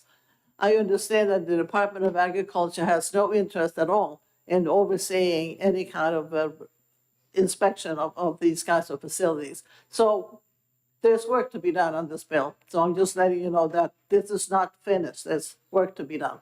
Other than that, thank you for listening. Thank you. Are there any questions for the senator? All right, seeing none, appreciate you being with us this morning. Commissioner Jasper is here from the Department of Agriculture. Good morning, sir.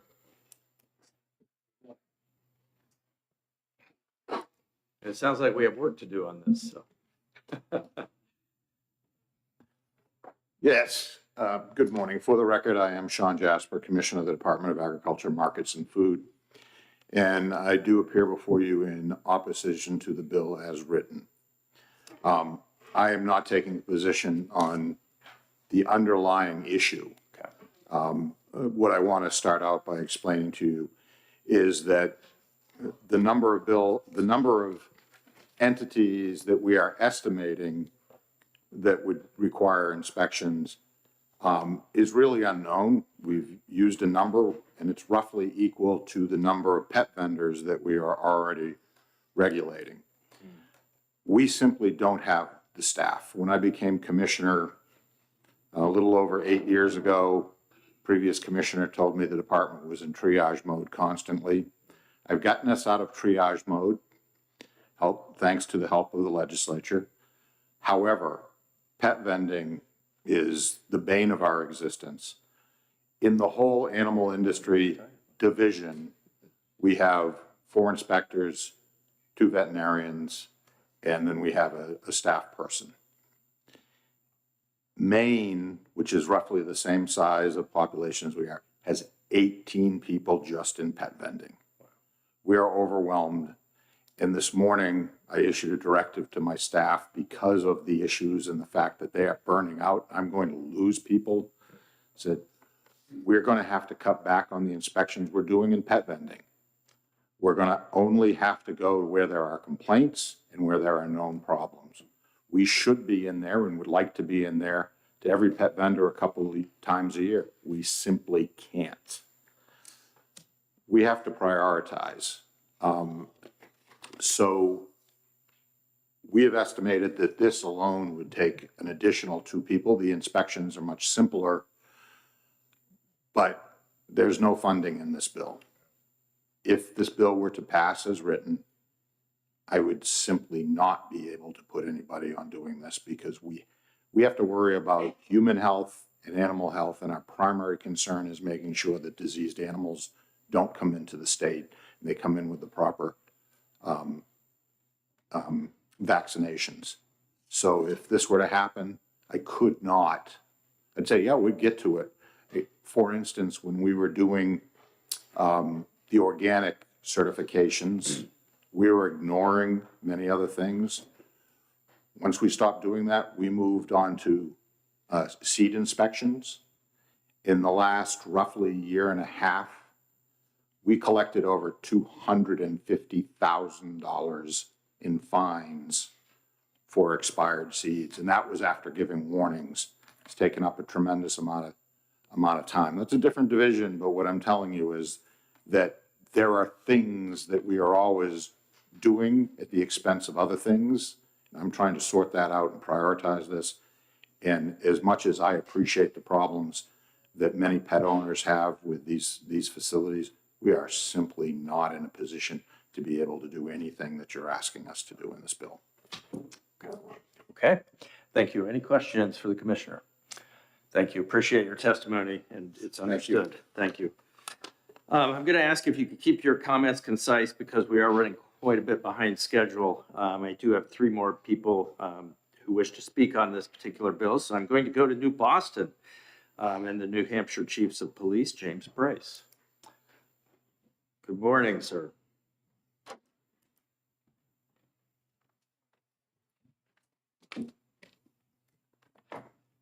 Good morning, Chairman and members of the committee. Thank you for taking my testimony. I am, for the record, James Brace. I'm the Chief of Police for the town of New Boston. I'm speaking on behalf of the New Boston Police Department as well as the New Hampshire Chiefs of Police. I'm speaking in support of this bill and understanding the comments made by Senator Ward that there is work to be done. But at its baseline, it creates accountabilities for these facilities. You can imagine the horrors of being a pet owner, bringing a pet to these facilities, going to pick up your pet, and not ever having the ability to share time with that pet ever again. This bill provides for that accountability for those facilities. It creates awareness for municipalities, so we know that these facilities actually exist in our communities. It allows for inspections within the bill. It establishes standards that they have to comply to. It provides notice to the owners of the measures that facility or these facilities have to abide by. And it also mandates reporting, which creates a record for the consumer. I think most of us do our homework before we enter into these agreements, but without any kind of record or knowledge of whether these facilities are performing in compliance, quite frankly, right now there is nothing. And this bill provides for that baseline. So I am speaking in support of it, and I would respectfully request that a finding of ought to pass be issued in this matter. Thank you. Thank you for your testimony. Any questions? All right, Senator Ricciardi. Just a comment. Nice to see you, Chief. Nice to see you as well. All right. Thank you. Thank you. Appreciate your testimony. Dog owners of the Granite State, Angela Ferrari. Good morning.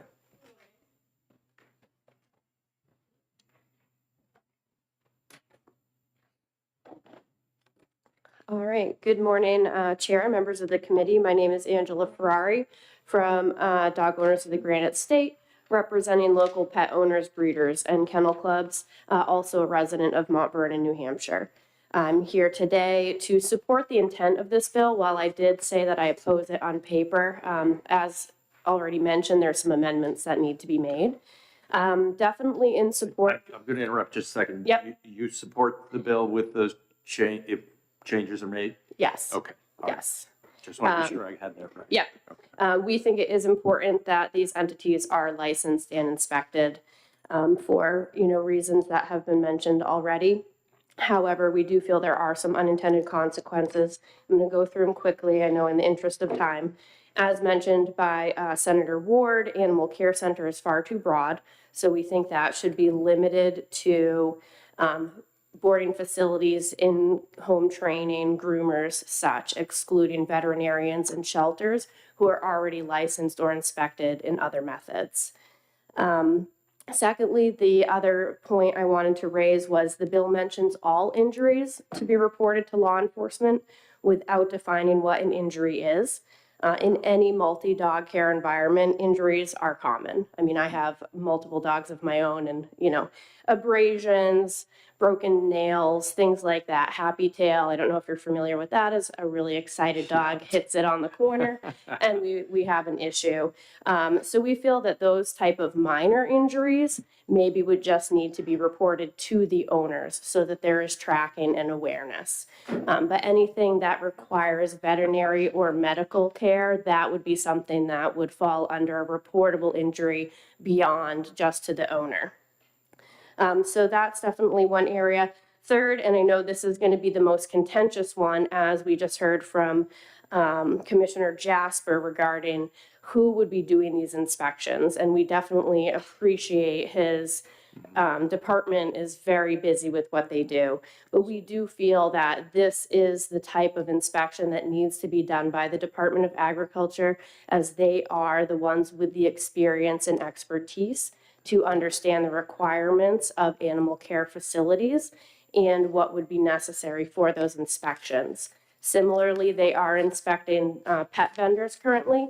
They have a set of rules that they follow, that they've drafted for those inspections. So we think that they already have the experience to go in and understand what needs to be addressed, how it can be addressed, what areas we can let somebody work on, and what things need to be done right now. Additionally, in the bill, it does state that this would be a $100 fee with a biannual inspection every 2 years. That is different than how the pet vendor license currently works, where that's a $200 fee with annual inspection. We believe that these should be comparable in the timing of inspections. I honestly think that while it's of course important to inspect pet vendors, they're the ones that are breeding and selling animals, the animal care facilities are actually taking somebody else's property and caring for it. So I don't think that there should be less restrictions or less inspections happening as frequently as you would for a pet vendor.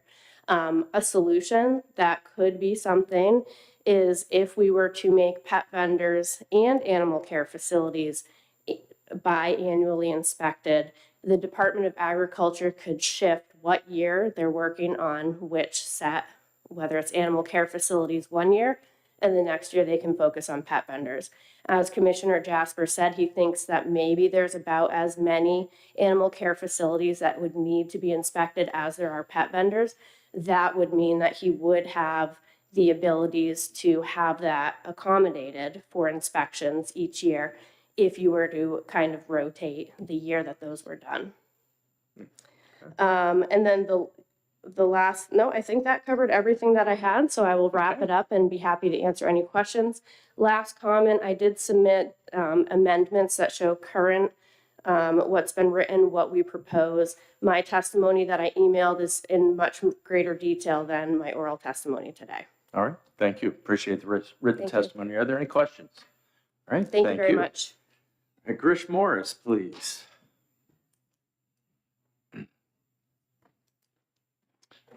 Good morning. Good morning, Senators. Thank you for having me. My name is Patricia Morris.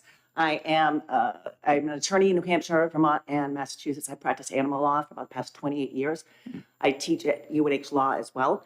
and I teach animal law there specifically. So my office represents many folks on both sides of this argument.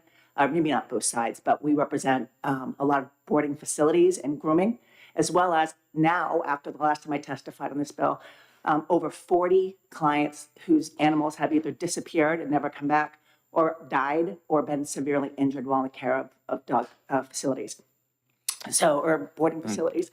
So, and this bill came forward because of one of our clients that Chief Brace and I have worked with. There is a charge under New Hampshire 437 for the Department of Agriculture, which is to set standards for the regulation of animal health within New Hampshire. I understand the resources issue. I work at UNH. I really get being drained. But the Department of Agriculture is to focus on conditions that pose a threat to public health or that require regulatory interventions. And we've heard from everyone today that we are right in the middle of that right now. Last year, Massachusetts passed a law called Ollie's Law, similar to this and what we're doing here. I do overall support this. I'm glad to hear Senator Ward talk about some amendments being worked with. I've worked with a subcommittee and grateful to her and their work on this. Specifically, you've mentioned about regulating folks that have already been regulated. We talked about 5 dogs or less at a time. That private residence with 5 dogs or less at a time would include people like mushers and breeders and working dogs. So again, we have to look at some of the definitions here, but I'm really encouraged by the spirit of the folks in here to work together and realize that this is necessary. My last comment would be specifically that there is a definition of proper care. And as Doug so gracefully stated, there is a section in the agricultural laws under the Department of Agriculture, section 1704, which specifically states how indoor and outdoor facilities must be maintained, how they're tested, what is proper care, proper sustenance. So that's already in the books. And that's what animal care centers, their licensees, their pet vendors are held to. And that's what we would like to see the animal care center is held to. It's already in the law, it's neat, it's clean, and it's objective versus subjective. Okay. So. All right, thank you. Any questions? Senator Reardon, yes, please. Thank you. Could you just say the site for the regulation on the outdoor cares again? What is it? It's AGR 1704. Okay, it's in the rules. Got it. It's in their administrative rules, it is. Yeah. Thank you. Okay. Any other questions? All right, thank you. Thank you all. Appreciate your testimony. Is there anyone else who would like to speak on Senate Bill 446? Seeing none, we'll close the hearing on 446, and in just a moment, the Vice Chair will open the hearing on 444. That looks like it'll be pretty quick.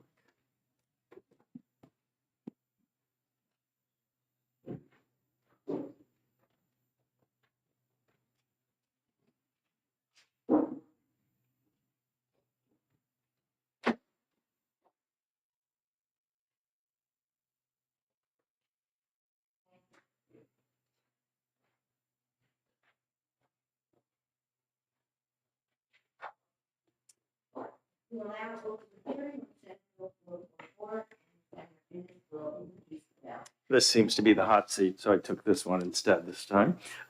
Good morning, and thank you, Madam Vice Chair and members of the committee. I'm Senator Dan Ennis from Bradford, New Hampshire, representing District 7, and I'm here to introduce Senate Bill 444, prohibiting the use of animal testing when other comparable methods are available.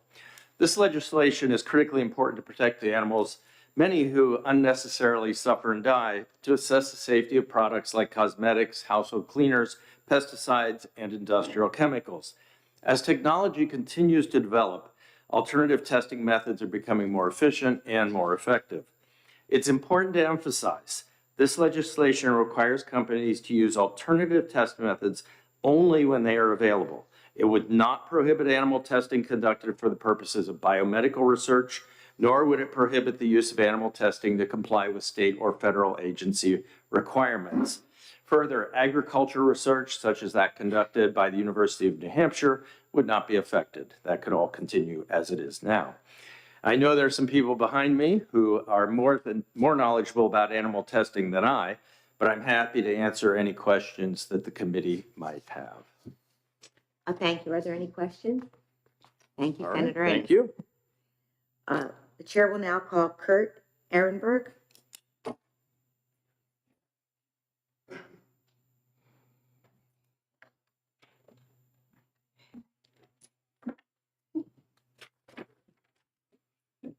Good morning, Chairperson and members of the committee. I'm Kurt Ehrenberg. I'm the New Hampshire State Director for Humane World for Animals. And here is my testimony. I appreciate the opportunity to talk to you today. Our New Hampshire members and supporters are urging the committee to pass SB 444. This legislation requires manufacturers and contract testing facilities to use test methods that replace animal testing when they are available and provide information of equivalent or better scientific quality and relevance for household cleaners, pesticides, and industrial chemicals, and bans the sale of animal-tested cosmetics. It also requires reporting on the use of traditional animal methods and alternatives. The bill does not prohibit the use of animal tests to comply with specific requirements of state or federal agencies. Requiring the use of non-animal methods when possible, SB 444 requires product testing facilities to use test methods that replace animal testing when they are available and provide information of equivalent or better scientific quality and relevance. It also requires reporting on the use of traditional animal methods and alternatives. This provision applies to products such as household cleaners, pesticides, and industrial chemicals. The provision does not prohibit the use of animal tests to comply with specific requirements of state or federal agencies.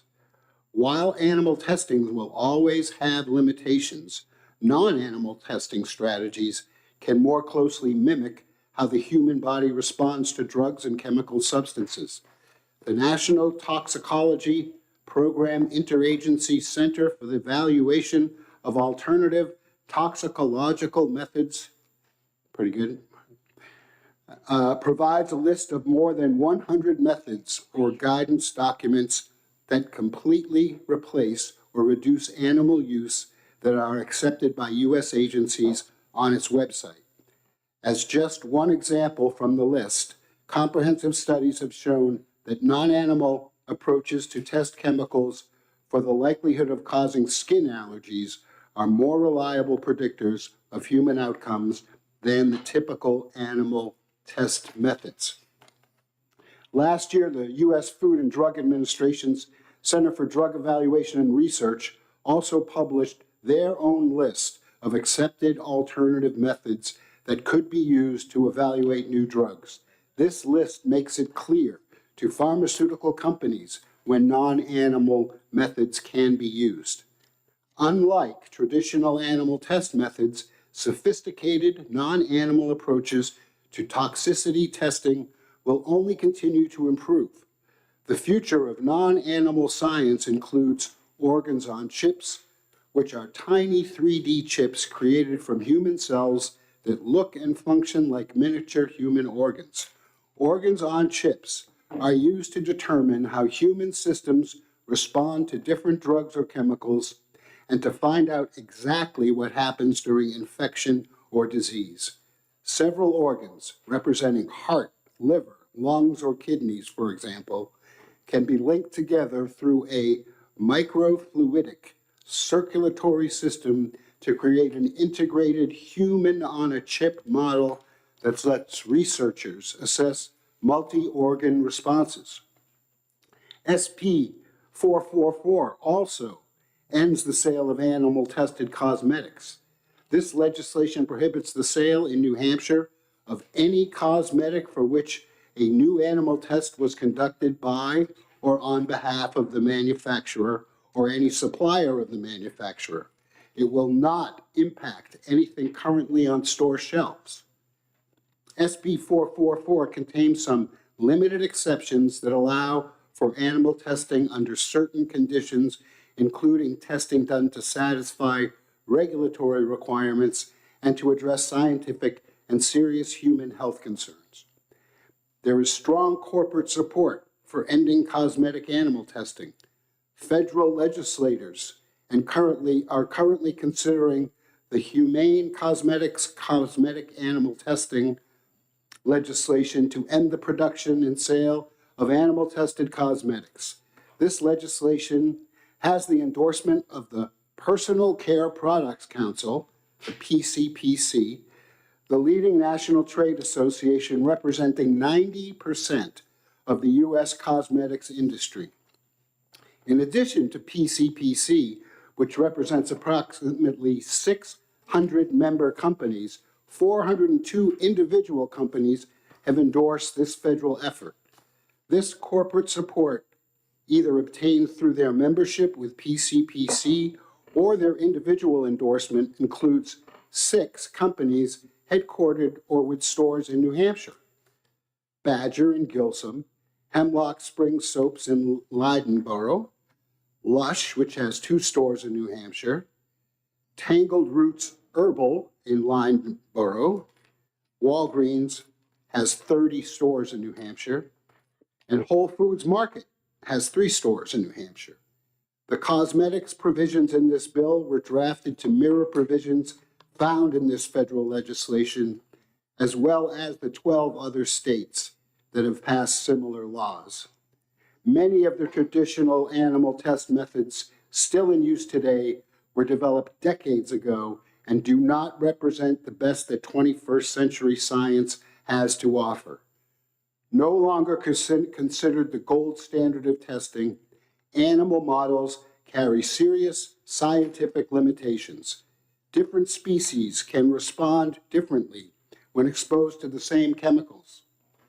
Consequently, results from animal tests may not be relevant to humans, under or overestimating real-world health hazards.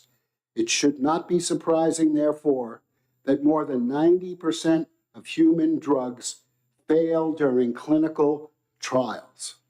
After having completed extensive animal studies, these failures are due to unexpected toxicity in human patients or lack of efficacy. Animal tests are not only inaccurate, but also incredibly cruel.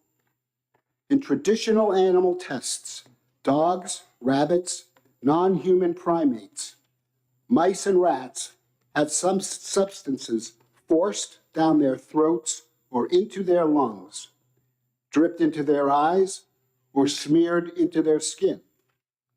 Thousands of animals may be used for a single test, and they can suffer for months or years before being killed.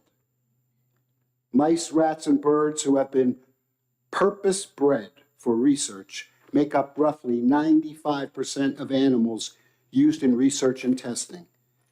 Given the cruelty of animal tests, it is imperative that companies switch to alternative methods as soon as they have been approved for use. Passage of SB 444 would bring New Hampshire in line with 4 other states that have already passed similar laws to require the use of available alternatives: Virginia, New Jersey, New York, and California, and 12 other states that have ended the sale of animal-tested cosmetics: Maine, New York, Louisiana, New Jersey, Virginia, Maryland, Nevada, Oregon, California, Washington, Illinois, and Hawaii. Similar bills on alternatives or cosmetics are also now under consideration in Massachusetts, Maryland, Arizona, and Florida. Federal agencies are also pushing for the development and use of modern human-based technology. In 2016, Congress revised the Toxic Substances Control Act, which included a provision. I'm going to cut in just for a second. I am almost done. Okay, I was going to say, we have your written testimony, so if you can No, I summarize. understand. I just think it's so important. There's so much information here. The bill, and I'll stop right now. I agree with that. Yeah, I will stop. But I do want to say, as much as the science is complex, the bill is very simple. Okay. If you can do it, if you can test without animals, you test without animals. Understood. Thank you. Yeah. Appreciate your testimony. Question from Senator Richard. Bear with me a moment, because before I ask my question, I need to kind of segue into it. So, as you know, I sponsored Senate Bill 202, which was no testing on animals in New Hampshire.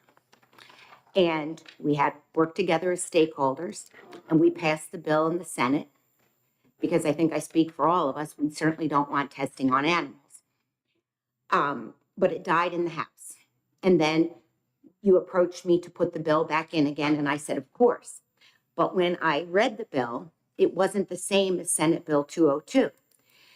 This bill is different in that it's banning products from the shelves. And I looked at the list of products. It's hundreds and hundreds, all the way from Aveeno to Degree deodorant to Listerine and so on. Economically, we can't do that, and it's not good for business. But if we don't allow testing on animals in New Hampshire, it's up to the buyer. I personally don't use cosmetics that are tested on animals, but that's up to me when I make a purchase.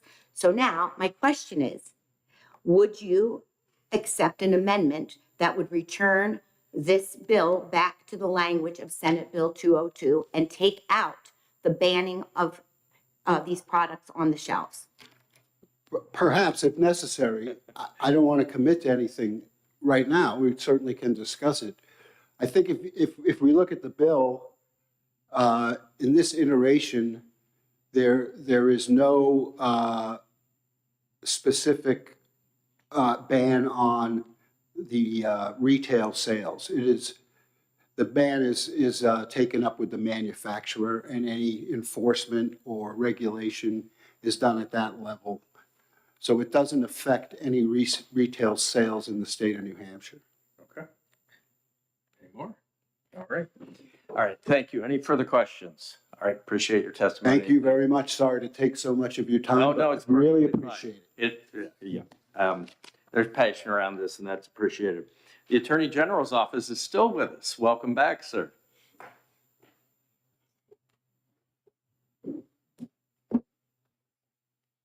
Last time you'll have to listen to me this morning. It's been a pleasure.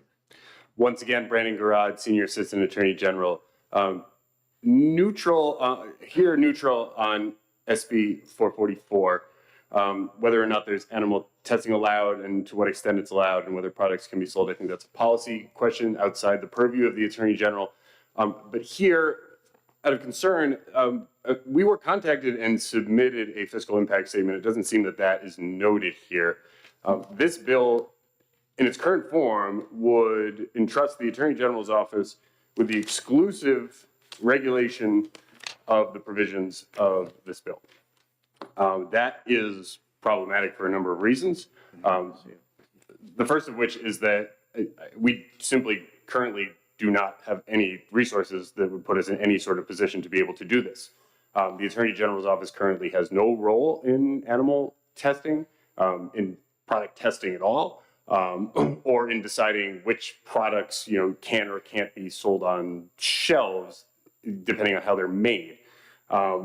This is not a consumer protection issue. It's not a criminal justice issue. It's not an issue that is really anywhere within the housing of the Attorney General's office, and would essentially create an entire new function of the Attorney General's office to focus on the investigation and prosecution of those that are violating the provisions of this bill. It could be done if it was funded, and if there were additional attorney positions, additional investigator positions, and additional support staff positions that were given to the Attorney General's office to enforce this. But since that fiscal impact had not been reflected in this current bill, I wanted to make sure and thought it was important that you are aware of that. Also, since I'm here, just a couple of observations. The bill does create an enforcement provision that says, notwithstanding, on page 3, Roman 3, notwithstanding any other provision of law or any other rule or regulation adopted pursuant to thereto, to the contrary, the exclusive remedy, and the keyword is exclusive remedy for enforcing this section, shall be the Attorney General bringing a civil action in court. Further on in the same bill, looking at page 4, going down to Roman numeral 4, it says 359.54 penalties. Then it creates a violation level offense, which is inconsistent with the civil enforcement being the exclusive remedy that can be used to enforce this. A violation is separate from a civil remedy. It's technically a function of the criminal code. It can be brought by prosecutors, local police departments, county attorney's offices, anyone with criminal authority, but sort of contradicts itself by saying that only the AG can bring a civil action, but then it allows for the bringing of a violation level offense to enforce it as well. Just finally, because I know you're all behind it, I want to try to keep this as brief as possible. The fiscal note that would have been submitted, I think, would probably not have accurately reflected the extent of the resources, additional resources that would be needed to do this. What has already been testified to, and what the committee is aware is that this does two things. It prohibits testing and requires, in order to determine whether a test has been done and is a violation or not, a full understanding of the types of tests that are out there, the type of alternative tests that are out there, and the ability to meaningfully understand the whole world of all those things for all products, and to be able to go out and investigate if we receive a complaint. Hey, we think that this company is performing these testing. Is this a test that's allowed by this bill or not? That requires a significant buildup of infrastructure at the Attorney General's office to be able to effectively do that well. That simply doesn't exist now. And then getting to, Senator Ricciardi made the point that this also outlaws selling of products that have been subject to certain testing, which would put those same resources that were tasked with the testing component of this with also fielding complaints about hundreds of thousands of products that are sold by hundreds of different vendors in the state. That creates a potential of a lot of new complaint traffic that the Attorney General's office would be tasked with responding to.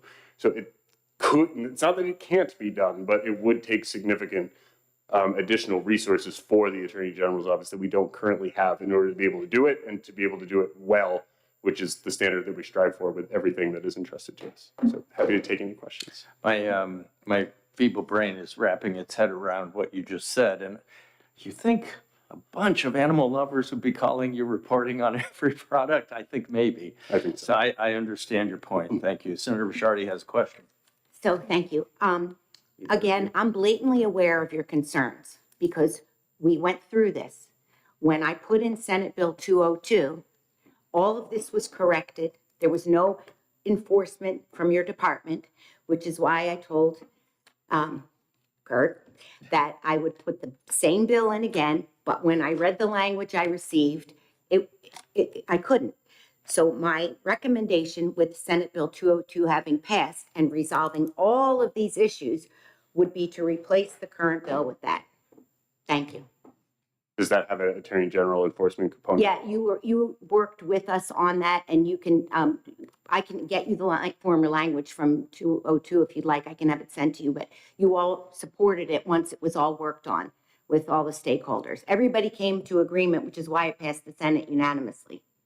Well, I think that if what happens moving forward is that there is not an Attorney General enforcement component to it, then probably the AG doesn't have a role Correct. in weighing in at all. It was removed. Okay, thank you. Thank you. All right, any other questions? All right, thank you for your testimony. Is there anyone else who would like to speak on Senate Bill 444? Seeing none, we'll close the hearing on Senate Bill 444. Our business of the day being complete, I'll take a motion to adjourn.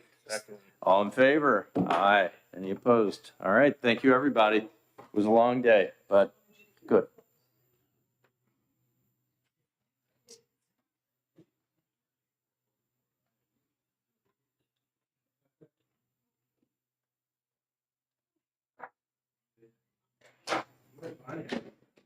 Well,